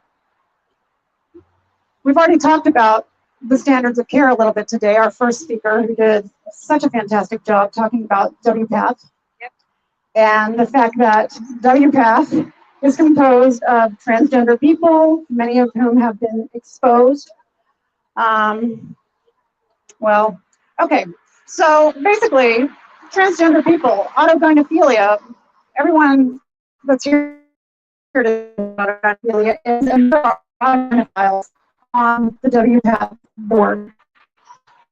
Autogynephilia being a sexual paraphilia, other sexual paraphilias. People who are autogynephiles have other paraphilias. And I think that when we see that they have included eunuch gender as a new gender and talked about the fact, or not the fact, and said that, asserted that kids as young as 6, 9 years old can know that they are eunuch gender. And they reference these pornographic websites where there are pornographic stories written by people who have castration fetishes. Yeah. So we know that once a child is set on the path of social transitioning, the likelihood that they're going to go the distance and that they will one day be taking puberty blockers, they'll be having invasive surgeries, they'll be having multiple revision surgeries to correct the mistakes that have been made before. Putting people on this path is not ethical because transgender medicine and the affirmative care model basically mandates the most maximally invasive intervention from the beginning. Like, essentially, these are people who have psychological disorders. These are ruminative disorders. If somebody came into a psychological clinic with a different kind of ruminative disorder, they would be offered cognitive behavior therapy, acceptance and commitment therapy. They would be offered options to try and resolve their dysphoria, or to resolve their mental illness without resorting to drugs. Well, probably, antidepressants. They wouldn't be blocking their puberties. They wouldn't be putting them on cross-sex hormones that are given at a level so high that they are carcinogens.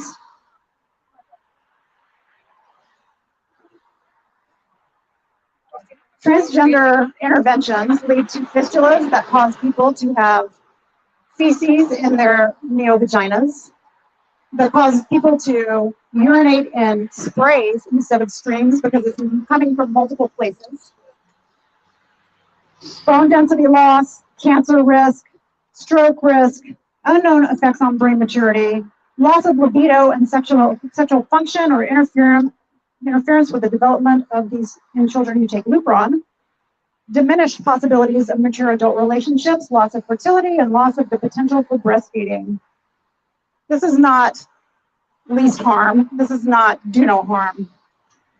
It's not the behavior of a field with a robust research and standards of care.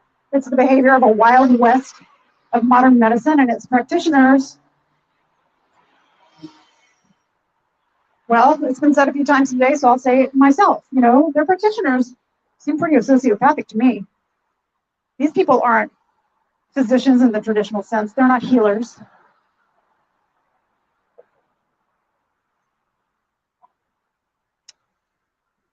So, what I want to say about Civ Gallagher. This woman offends me so much because she is like, those of us here who have seen her, blonde, blue-eyed, conventionally attractive woman with large breasts who wears tight clothing, high heels, who once posed as Harley Quinn, the character Harley Quinn from the Marvel Comics, by request of her patients or clients, but I would call them fans. She claims she got multiple requests and dressed up in a sexy little costume, like Margot Robbie, miniskirt, pigtails, exaggerated makeup. This is not the behavior of an ethical physician. I don't understand how she's been allowed to get away with this for so long. I am a behavioral health practitioner. The principle of least harm is in our code of ethics. And if we engaged in the kind of irresponsible advertising that she engaged in, and we have rules about that, we have to follow them. We can get sanctioned. We could lose our certification. Businesses could go under. She's been doing this in public view of the planet for I don't even know how long on TikTok, with her very flippant videos where she literally flips her hair while talking about the likelihood of post-surgical pain and says, oh, it's not that big of a deal. This woman is grossly offensive. She's grossly unethical. I'm so glad that the state of Florida it looks like they're about to take action against her.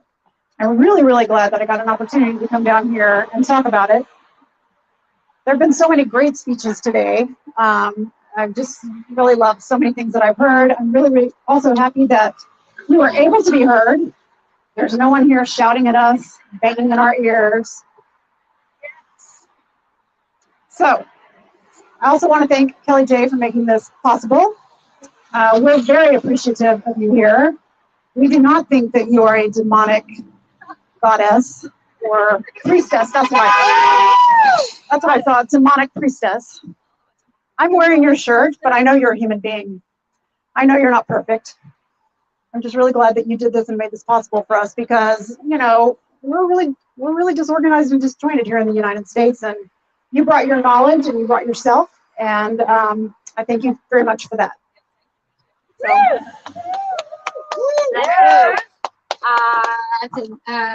I take the microphone. Oh. I'm just going to say it's really weird because we often talk about women not having fetishes, and I don't think they do, but I make an exception for Steve Gallagher. I think she really does have a fetish to mutilate children. I genuinely think there's probably a sexual element to how much she enjoys bringing children into this cult. Maybe she just doesn't like young women very much. Maybe she feels that she would like to destroy their bodies so she can celebrate her own a bit more.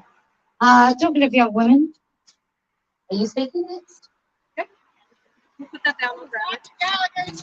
Yours too? I can do it. I think mine might be breaking up. If you work in this building, you work with a sociopath called Steve Gallagher who slices the breasts of healthy girls. Yep. The same. While we're waiting, tell me when you're ready and I'll pass you this and Uh-oh. Uh-oh. When you speak into the microphone, if you can speak into this bit, the microphone. So if it's there. All right, yes. Oh no, I lost it. All right, we'll wait. All right. Give me a second. So we're here to see Gallagher works here. She's been unfettered access to the bodies of children so she can mutilate them for quite some time. She's on TikTok and you can find her under hashtag #YeetTheTeat. Okay. Hello. I think I'm right. Okay. Hi. I have this right? Okay. Yeah. Cool. Cool. Okay. So, hi. I'm what? Zofia. I am Zofia. I'm a 7th grader, 12, going on to 13. And I am really happy to be here with all the women and few men.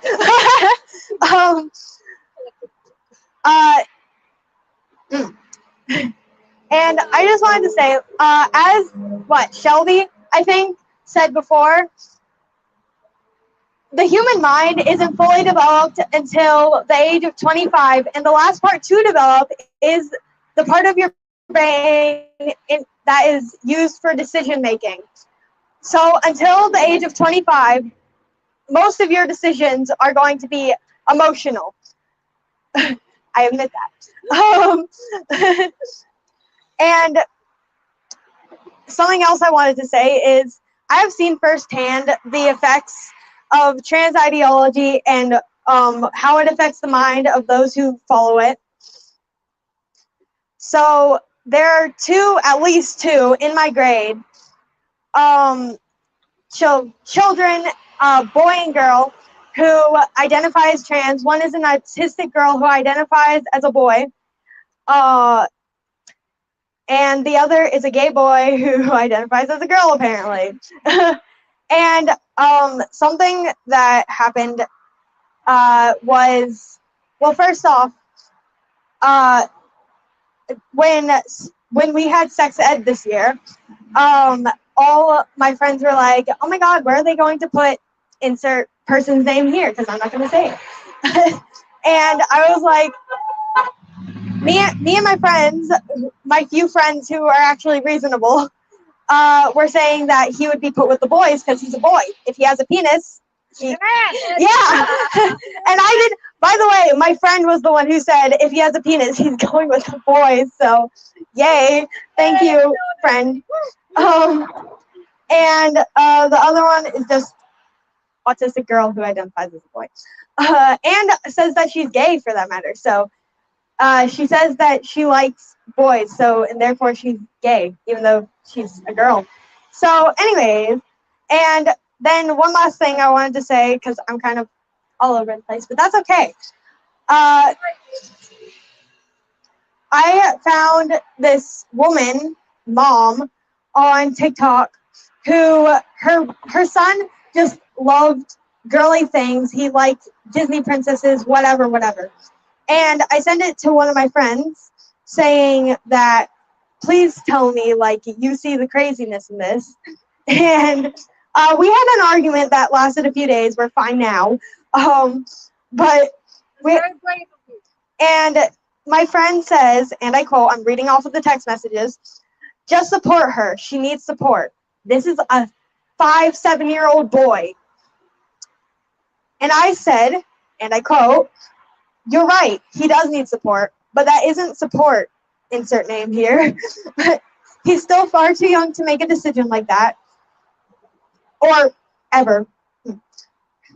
If I said I grew a third arm and I truly believe that, would you encourage that belief and tell me it's correct and I did in fact grow a third arm, or would you politely tell me that and make sure I know the truth? It's the same as that, but with a little kid who barely knows what he's doing. Of course, I'm not going to go and tell him he's worthless, since apparently she thinks I'm going to do that. Yeah. Hey.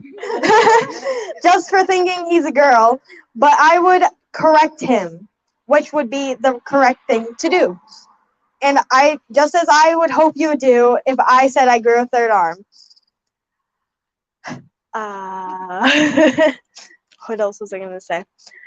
And so rounding back to what I said earlier about the human mind not being fully developed until you're 25.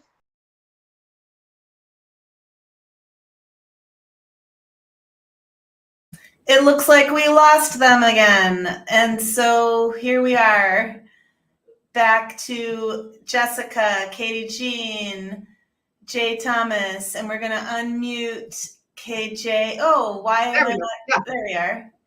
I'm trying to unmute Jesika. So you guys, it's hilarious. We're trying to figure out like the seating situation here. I have a chair that Jennifer's sitting in, and then I have a beanbag, but then it makes my head just like anyway. Yeah. We'll get it. We'll get it. I wanted to say something about like the women talking about working with other women, and there's always problems working with people. I came from a predominantly male field before this, and we'd have problems.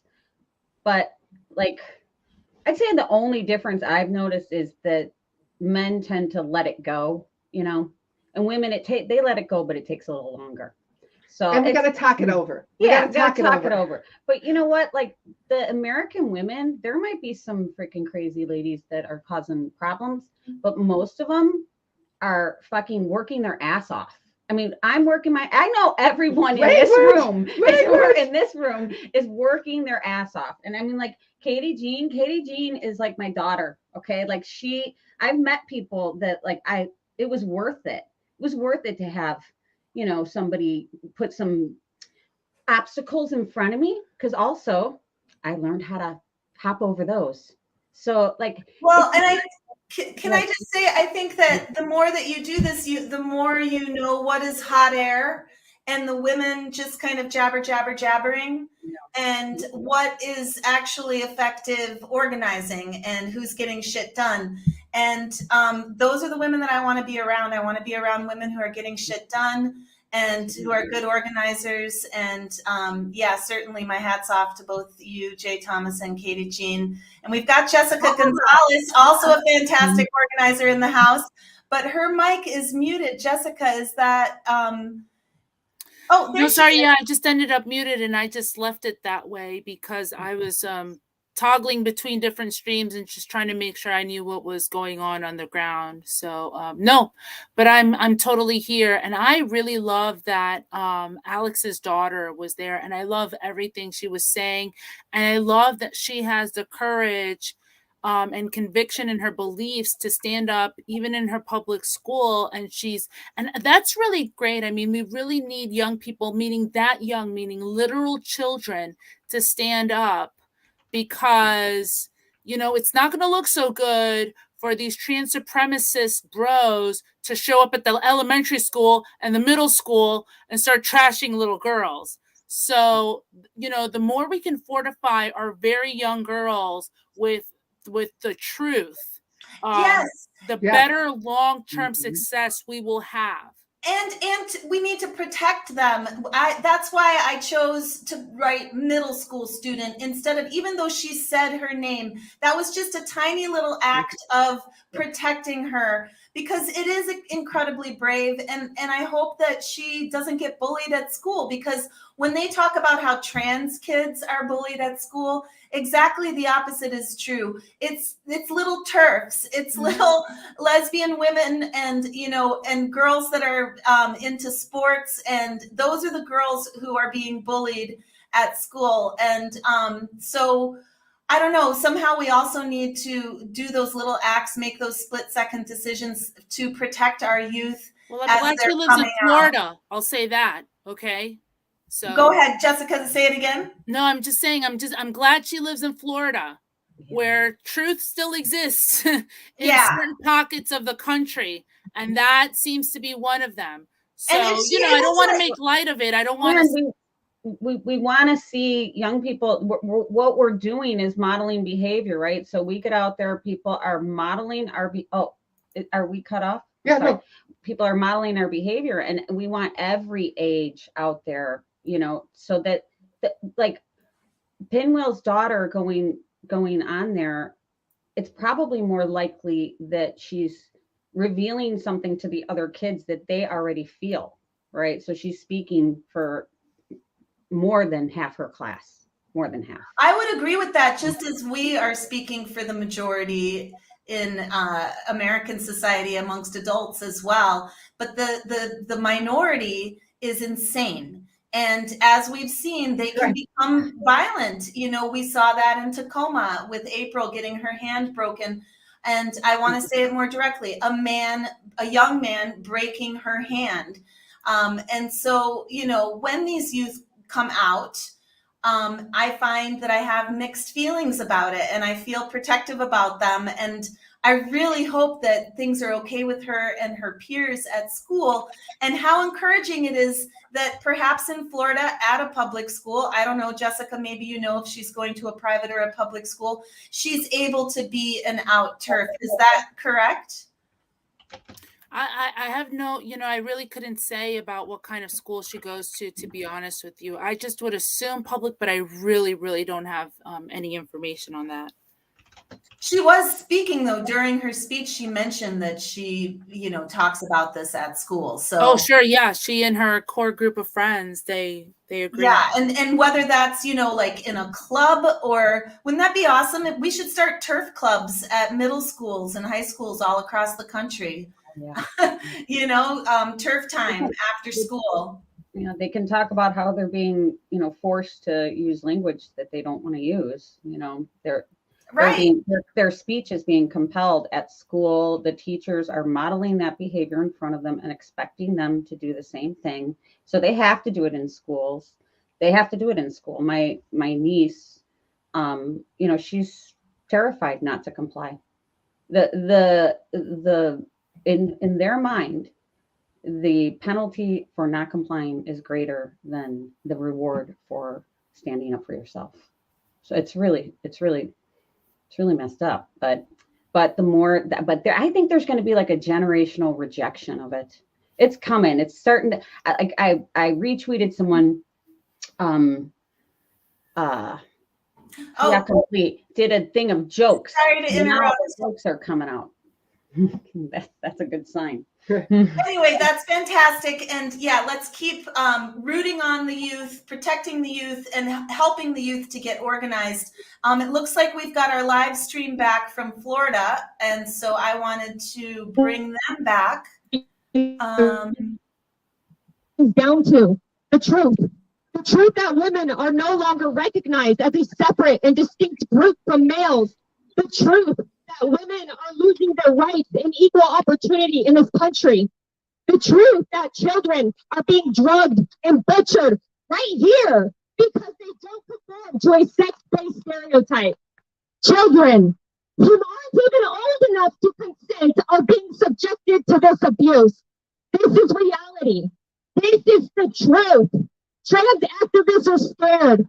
Their entire lives are built upon a lie so fragile that they fall apart into a fit of rage when someone uses the correct pronoun for their sex. Their self-worth is being poured into a complete and utter falsehood. But I'm here to tell you, no one is born in the wrong body. The more they try to silence us, the louder we will shout. They are terrified that people will finally see that their movement isn't about kindness and acceptance, but rather violence and forced obedience. They are scared that women will stand firm in their boundaries. But guess what? We are here, and we are never backing down. Woo! They are terrified of others even speaking the truth. They threaten to kill and rape us. They label the truth as hate speech. Predators are portrayed as victims, and victims are being portrayed as predators. Trans activists play the victim to get what they want. But when it comes to trans ideology, sides point to narcissistic abuse. Gaslighting? Check. Emotional blackmail? Check. Sabotage? Check. Lying? Check. A grandiose sense of self-importance? Check. And when it comes to trans ideology and involving children, all signs point to grooming behaviors. Targeting vulnerable victims? Check. Gaining trust and access? Check. Isolating the child? Check. Sexualizing the child? Check. Communicating secretly? Check. The tactics of trans ideology are the tactics of groomers and narcissistic abusers. This is the truth. We have been harassed, threatened, and attacked solely for exercising our First Amendment right. But we know our rights as American citizens, and we will continue to speak the truth. We will continue to fight for the rights and the safety of women and children. It's time to stand up and speak the truth out loud, publicly, unapologetically. Who gives a damn if the truth offends people? Yes. This is an emergency. To all the parents out there, where are you? Your children are being indoctrinated in school and groomed into believing that they were born in the wrong body. Your children are being transitioned without your consent. They are being abused, and your parental rights are being violated. Speak up. Protect your children. To all the good men, where are you? Your daughters are losing their equal opportunity in sport. They are no longer safe in female-only spaces because men are infiltrating them. A good man would never even think about forcing his way into women's only spaces. It's time to stand up for what is right. Women and children need your protection and allies on their side. To all the women, where are you? You know what a woman is. You are one. Your sex-based rights are being blatantly violated. Your mother, your grandmother, your great-grandmother fought for your rights and equal opportunity in this nation as a woman. Are you going to stand back and watch in silence while the rights that our foremothers fought for are stripped away? Stand up for yourself. Stand up for all women and demand your voice be heard. To all the individuals who transitioned in hopes that it would fix them mentally, the media, the government, your so-called friends, gender clinics, they lied to you. They manipulated you into becoming a lifelong patient. They've done this to you because they make a big profit off of you. It was all for the money. They don't care about you. They aren't helping you. They are taking advantage of you. Read the stories of detransitioners. Listen to them. They've been through it. Do a little research on the gender critical side. Actually listen to the words of those who love you but won't affirm you. Those are the people who care about you. You can be male and have feminine traits. You can be a female and have masculine traits. But you were not born in the wrong body. Transitioning isn't the one-way ticket to happiness. In fact, it's the opposite. It's the path to your own destruction. You don't have to lie to yourself anymore. And when you do finally see the truth, we will be right here with open arms. And to all the males who are using gender identity as a way to prey upon women or children, you are born males and you will die males. Stop infiltrating your way into women's only spaces. Stop cheating in female sports. Stop lying about who you are. There will come a day when your lives will no longer work. You will be exposed for the perpetrators and cheaters you are. And we will fight like hell to ensure that day comes sooner than later. Yes! The trans activists are absolutely terrified. And we know why. The truth is being exposed. They can't defend their stance with anything other than feelings. But feelings aren't fact. Reality is a fact. And this is why we resort to it. And this is why they resort to emotional rages, insults, lies, and violence when anyone opposes them. So the ultimate question is, where do you stand? With the lie or with the truth? We stand with the truth. Join us. We know for a fact that we are on the right side of history. Thank you.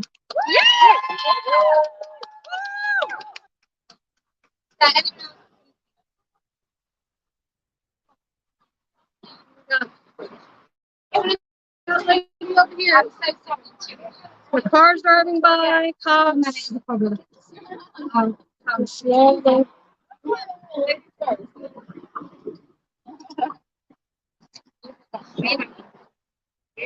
Excellent. Pinwheel's kind of giving us a 360 while we're transitioning speakers of the area that they are in and what the climate on the ground is in beautiful Miami, Florida, which is very Florida.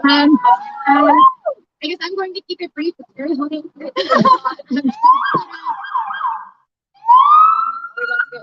I feel very strongly about speaking out against this particular because no, that's correction. Oh, okay. Gotcha. 40 minutes. I was a troubled tomboy girl, and I firmly believe that if I had been born in this generation, I absolutely would have fallen victim to twin ideology. I am kind of appalled at the fact that we're not teaching our girls anymore that there is nothing wrong with being however they want to present themselves. There's nothing wrong with being a tomboy. There's nothing wrong with being a butch lesbian. And I'm very sad that this entire generation is going to lose that, or at least a significant portion of it. And I just also wanted to touch on, with recent events, the importance of reaching across the aisle for women. Feminism has got to be for all women, even those you don't like. So I really just want to, just mention that we are all here for the same purpose. We are here for women's liberation, whether we are Republican, Democrat, atheist. And if we don't reach across the aisle, we're not going to get anything done. That's right. So thank you very much for having me. And thanks for being here. Any more women? Right. We're good. Just kidding. Welcome. First guy, good job. Thanks for being here for the women. Amen. And girls. Thank you. Welcome. Yeah, I just want to say welcome to Miami, first of all. A lot of you from here. Welcome to the deep, we're in the middle of the twilight zone, so we're all here together to fight the same battle. I'm a local GOP committee man for this area, and it is about coming together. This is something that shouldn't be tolerated at any point in society or any point in human history. This is an act of destroying innocent lives, destroying families, and they're just getting started. If they have it their way, it leads into pedophilia. It leads into just kids resenting what these decisions for the rest of their lives, destroying innocent lives. It's something that's satanic, and both sides need to come together to stop this. So I want to thank everyone for coming out here today. And this is what it takes. Show up at your school board. They're getting gender ideology, gender therapists to convince children. These kids are coerced into these ideas, telling them that it's going to make them feel a certain way, and they're encouraged to go under the knife, thinking that they're going to solve some internal issue that they don't know how to deal with. They're being misled, misguided, and it is what it takes. People coming out to the streets, people going to the school board, people getting involved with their parties locally, and stopping this. If it doesn't stop now, it's going to destroy tens of thousands of lives, and these people are still going to go home at night, sleep like a baby, and not worry about these atrocities that they've committed. Yep. So thank you everyone again, and God bless. Thank you. Thank you, sir. See how kind we are letting men speak?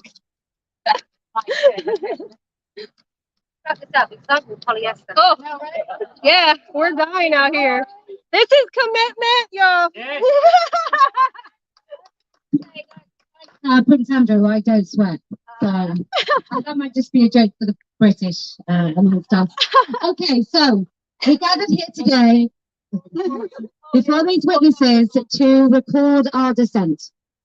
And we did so because we want to be free to say women don't have penises, men don't have vaginas, lesbians don't like men, it's abusive to transition children, and also to acknowledge the hard work and freedom in Florida that's led to the decision that they are no longer, it's fine, that they are no longer going to transition children, no more puberty blockers, no more surgeries on minors. And I'm absolutely delighted. May this be the first state to do so. In the opposite side of the country, where are weak, there is Portland that is still giving itself as a sanctuary state for child mutilation. This has to stop. If you're in Portland, I don't care what side of the aisle you're on, you need to vote it out. So you're coming up to your midterms, you need to make your voice heard, even if it's spoiling your ballot. If you're jumping across whichever political divide, you have to be recorded. So I want to say thank you very much to you amazing, very hot women in Miami. Thank you very much. Thank you to the, let's not lie, very attractive men with guns who come to protect us. It's preposterous that it has to happen, but it has to happen. In order to guarantee women feel safe enough to come and say these words, we need protection from people who are licensed to carry. And look, if we can forget our divisions in order to find unity, then I promise we will win. If we can stand with courage and without hesitation, we can speak the truth, then I promise we will win. And do you know why else we're going to win? Because you lose! And we have to! That's what I was saying. All right, we're going to close this out. We're going to close this out with our songs. Their lyrics. Yes, I'm going to lead. If you don't know, whatever, make up words. Well, I lost my lyrics, but I'll do my best. There might be some randomness. We have one more speaker, it looks like. So she's getting set up. And when I say one more, okay. One more. All right, anybody who's ready, you can just join along. All right, 1, 2, 3. If a person has a penis, he's a man. If a person has a penis, he's a man. If he doesn't want to lose it, even though he doesn't use it. I'm trying to mute their mic. Oh, actually, I can hear. Hang on. Leave it, they're singing. If a person has a nut, he's a man. He can suck it, drink it, steal it, ain't going to reveal it. If a person has a nut, he's a man. If a person is big, he's still a man. If he throws a pair of tits, he's still a man. If the chromosomes are Y, he will always be a guy. If he isn't born a woman, he's a man. You guys want to do the last line? Then we'll close that.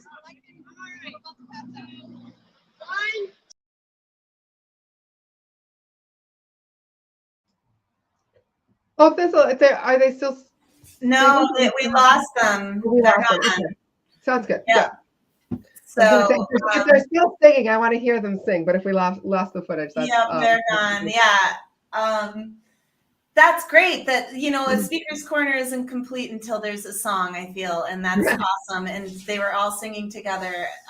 Yes, and I feel like that's a great way to end the speaker's corner. I'm not sure if Pinwheel is going to come back, but we can stay on the line for a little bit longer and just give a brief digest of what we saw and maybe give info to the women watching our audience, which may be mixed actually, but specifically reaching out to women who are watching with information about this movement, about this Free Speech for Women movement, Speakers Corner movement.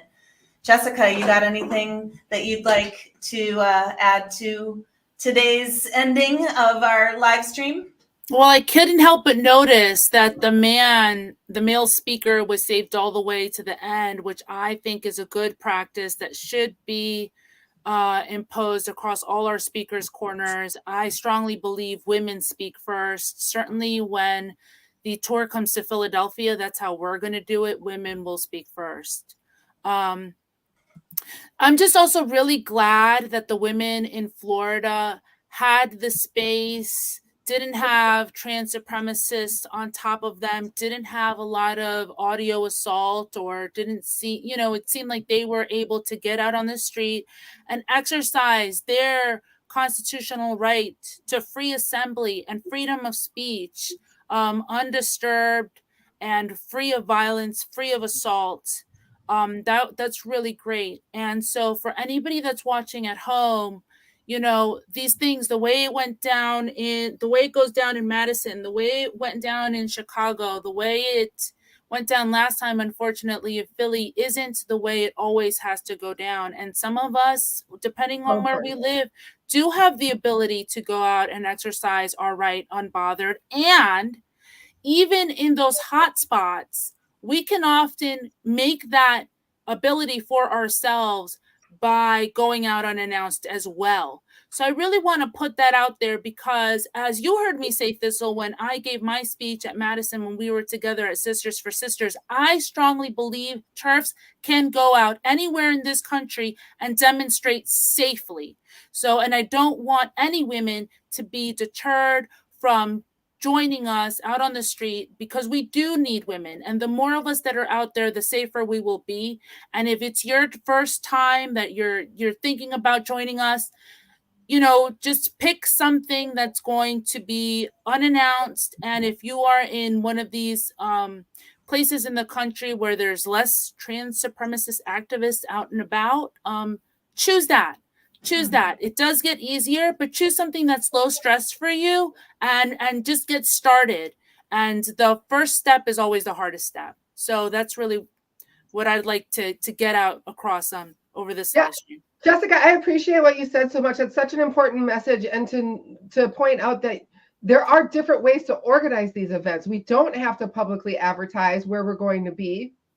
You can organize privately, you know, just like as a group of friends, you know, just like as a group of friends, if you think about it, if a group of friends was going to the mall, they don't necessarily make a tweet about it and say, we're going to go to the mall at this exact place at this exact time, and this is what we're going to do, right? You know, so you can have if in your community there's just 3 or 4 or 5 of you that feel this way. I mean, WLRN will get you out on the internet, right? But you don't need to advertise the location where the 5 of you are going to be to hold your signs, have your megaphones, stand on the corner, say something.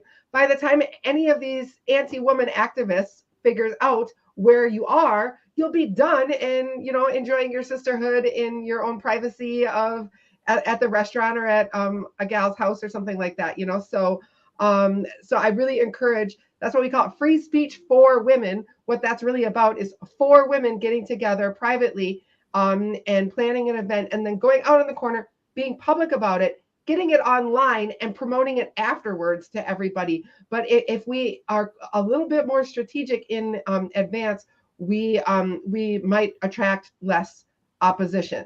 And just inviting women to try to do those events. Sure, the events where we attract opposition, there's a time and place for that, and there's a particular look that creates, and I think that also does attract attention to what we are doing. But the point is that there are different kinds of events that we can plan, and we can absolutely plan events that are possible for small numbers of women to get together safely, not draw negative attention to them, and be heard here in America. And I think both of you are implying sort of a flash mob style of doing a Speakers Corner Free Speech for Women event, like the idea of women getting together as a friend group and going to the mall. Well, bring your Free Speech for Women equipment with you to the mall and set up on the sidewalk. You have the right to set up and do a little free speech for women event as a flash mob. And I love what they did today in Miami about location, how they picked an appropriate location. They targeted a doctor who's performing these so-called surgeries. I think of them more as mutilations. And they directly confronted her at her office. It's a Saturday, so she's probably not there, but still, taking up that space and having a target like that at a location, I think is A, really gutsy move, and B, wow, that there weren't TRAs there. I'd like to get the backstory about that, because Posey did say something on the mic right when the live stream started about how women were scared away because there was some sort of threat coming from Antifa that the TRAs were going to be there, and or trans terrorists, as or whatever you were calling them. I call them anti-woman activists, because then they're anti-woman activists, exactly. Then the acronym sounds like how they act, which is just like a bunch of whiny babies. Right. Well, so the whiny babies threatened to be there, and they weren't there, and it scared off some women. And I saw the threats online, and that there was a trans activist that came on, or one of these whiny babies came on to the WLRN Twitter feed and was, calling for all of his friends to come out and confront the women at this particular speaker's corner, and then they weren't there. I think there's more bark than bite, especially online before these events.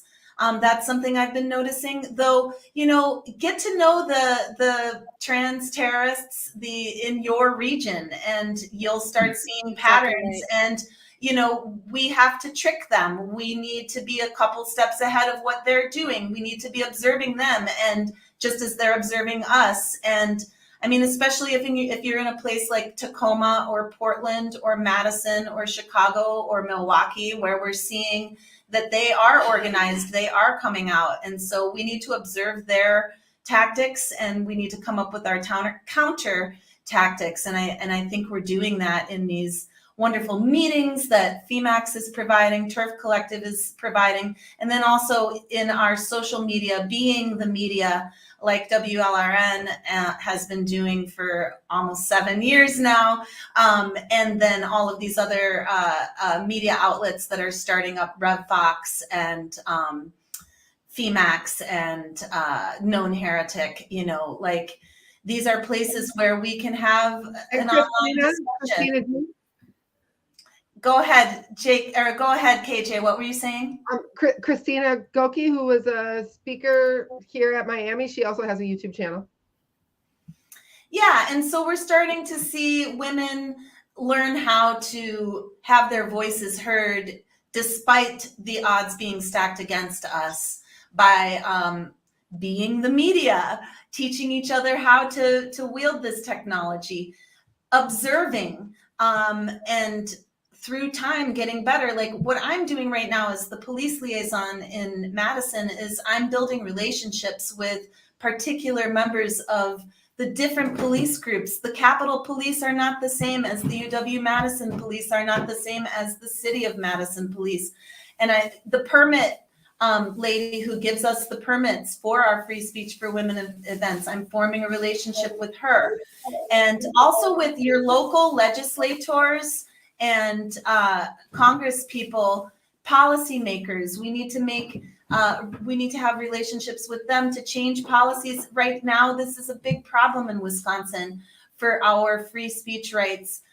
Emergency sirens on megaphones. I have gotten written affirmation from a policymaker in a document from the Wisconsin Council that a group of politicians, I think it was the Assembly, they created a document. These emergency sirens are protected free speech. It's ridiculous. They obviously are impeding our free speech. We need to change those laws. So that's also a part of this movement, is forming those relationships with policymakers, getting involved regionally, locally, and making sure laws are in place to protect our free speech and our safety rights out on the streets.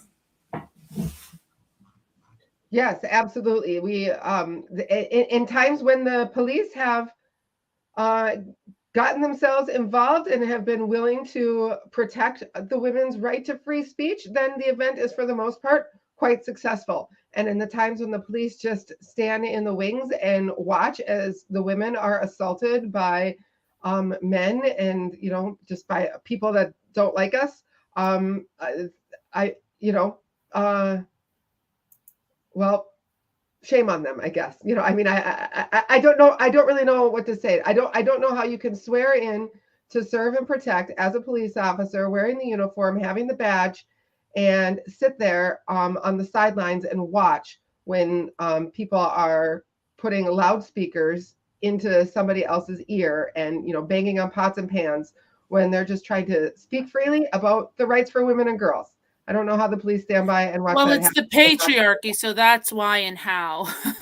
They're, you know, they're not exactly in place to help to serve and protect women and girls and the rights of women and girls in particular. So that is just going to be one of the many obstacles that we are going to have to learn to work around. And I think we're getting better at it. So, you know, some of the things that Thistle was talking about is knowing your area, knowing where the trans supremacist terrorists are highly active and where they're not just paper tigers that will, you know, just say some things, but they'll actually round up a posse and show up and outnumber you. That's important. Knowing the kind of response you can expect from your local law enforcement. That's important. So we're starting to build a little bit of a database of what our expectations can be. And then we are able then to adjust and to customize the kind of presence we bring to a specific city or an area based on those other factors. Like, so we are improving and yeah, you know, I mean, we just can't necessarily count on the police in all areas, but we're at least learning where we can and where we can't.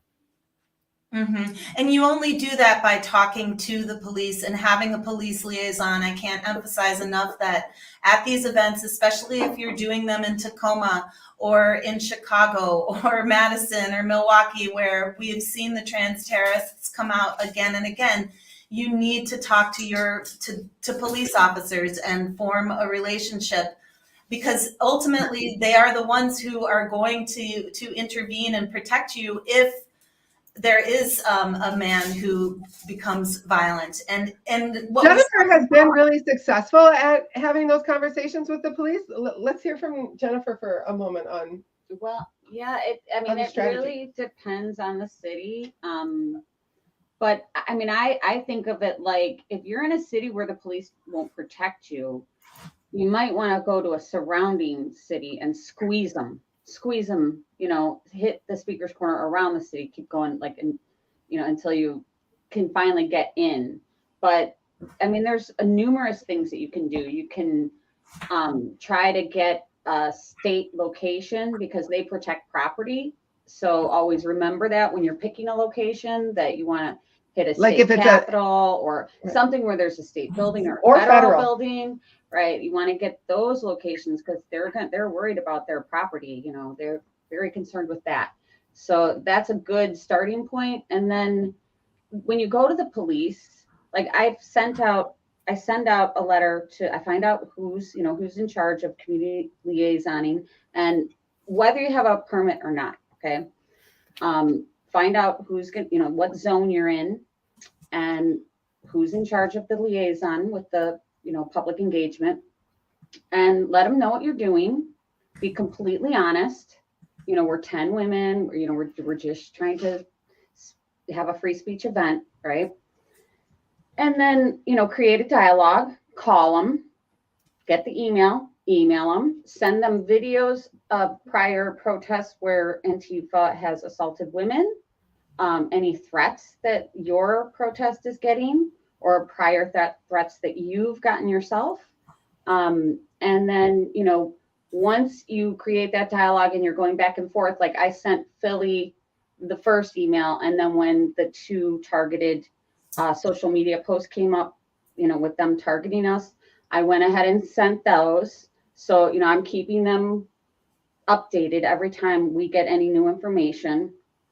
And then the day before, I'm going to the police station, and that is a crucial thing that I think, you know, because one time I thought I had it all under wraps with the cops, and when I went to the police station the day before, nobody knew what I was talking about. So like that extra thing of going to the police station and meeting the officers, you know, getting friendly, you know, you don't want to go in there with an attitude like they're not going to help you, you know, like you go in there with the attitude they are going to help you. And last time I think we sent them some cookies, you know, I mean, like use whatever talent you have with the police to get them to come and help you. And they did. So, you know, and you can tell when I was in Port Townsend, I talked to the chief for about 2 minutes. You know, I went up there, I filmed it actually. And I was like, where's the separation? And he's like, there. And I was like, what? Where? Point at it. And then he points that line right there. And there's just people, you know, randomly walking all over. And I was like, uh-oh, you know, this guy, what he said in the past 7 emails with Amy is not what is going to happen here today, right? So had I gone and met with him the day before, you know, like we would have been at least, you know, you get your sense perceptions and they're in front of you. So you can see their body language, if they're going to be cooperative or not. So that's an essential part of police liaison. That was so awesome, Jennifer. Thank you for sharing that with all of the women watching the WLRN broadcast of Miami. Yes, thank you for those TERF tips for good organizing. And I think I just want to reemphasize how important the powers of observation are in good organizing, like getting out there, looking around, observing what's going on, looking at body language, the body language of the cops, like Jay Thomas was just talking about. You can tell when they're, you know, when they're sympathetic towards you and when they're not, you know, and you can act accordingly. Have a plan A, have a plan B, have a toolbox. You know, the street is a dynamic place and a lot of unexpected things can happen. And so if you have a plan that's too rigid, you might get tripped up and confused because things that you're not anticipating are happening, and then your plan just gets thrown out the window. I like to think of the metaphor of having a toolbox and having roles that different people play on the streets, rather than having a plan and saying we're going to do A, B, C, D, E in this order. It's more like, what tools do I have in my toolbox to pull out for different situations, and what roles are all of the different women on my team playing in the streets? So I know who to talk to if I have an issue over here with a trans activist. I know who's doing the live stream, who's in charge of that. I know who's in charge of setting up the equipment. I know who's going to be on the ground reporting, who's going to be anchoring, that kind of thing, which I just want to put a little plug in for. Madison is going to have Amy Souza anchoring again for us on November 20th. So please tune in to WLRN's live stream on November 20th. We are going to be doing it again in Madison.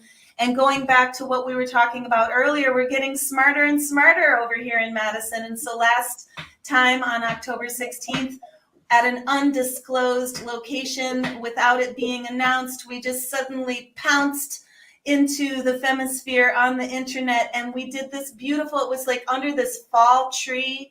It was like lit up in that glowing way that only fall leaves can glow. And we had a woman dressed in a witch's costume who came, local women who came out and gave wonderful speeches. I was able to perform some of my songs live. There's a rumor that maybe one of our women eventually will bring a cello to one of these free speech events. Because we are figuring out. Oh, that cellist woman, we know who you are. We're after you. Right, we won't, you know, put any pressure on her, but yeah, we did talk about it. That the wallpaper in my room kind of like evokes fall leaves, as well as the brand new WLRN banner that you have behind you Thistle. That looks Yeah, really good. yeah. So that was designed by WLRN member Natasha Petrov a few years ago. I really like the work that she's doing, that she does. So Ice Goddess is popping in to say hi. Thank you, Ice Goddess, for coming by. We are just winding up now from the live stream from Miami, the Speaker's Corner on the USA tour that Kelly J. Keene is doing. And it's been wonderful today to work with you, Jay Thomas, Katy Jean, and Jesika Gonzalez from the TERF Collective. I'm Thistle from WLRN, and I look forward to seeing all of you ladies on the streets, and also to hear from new women. Reach out at info@womensliberationradionews.com, or you can reach out to Katy Jean at FemaXX.news.com. Is that right, Katy Jean? Yep. You can find Jesika online at the TERF Collective. And, you know, let's build our numbers. Let's get out there in droves and take up our rightful space in the public square. TERF's up. Awesome. TERF's up. TERF's up, sisters. All right. Well, thanks for tuning in to WLRN, and I hope you all have a wonderful day, rest of your day. Stay strong in the struggle.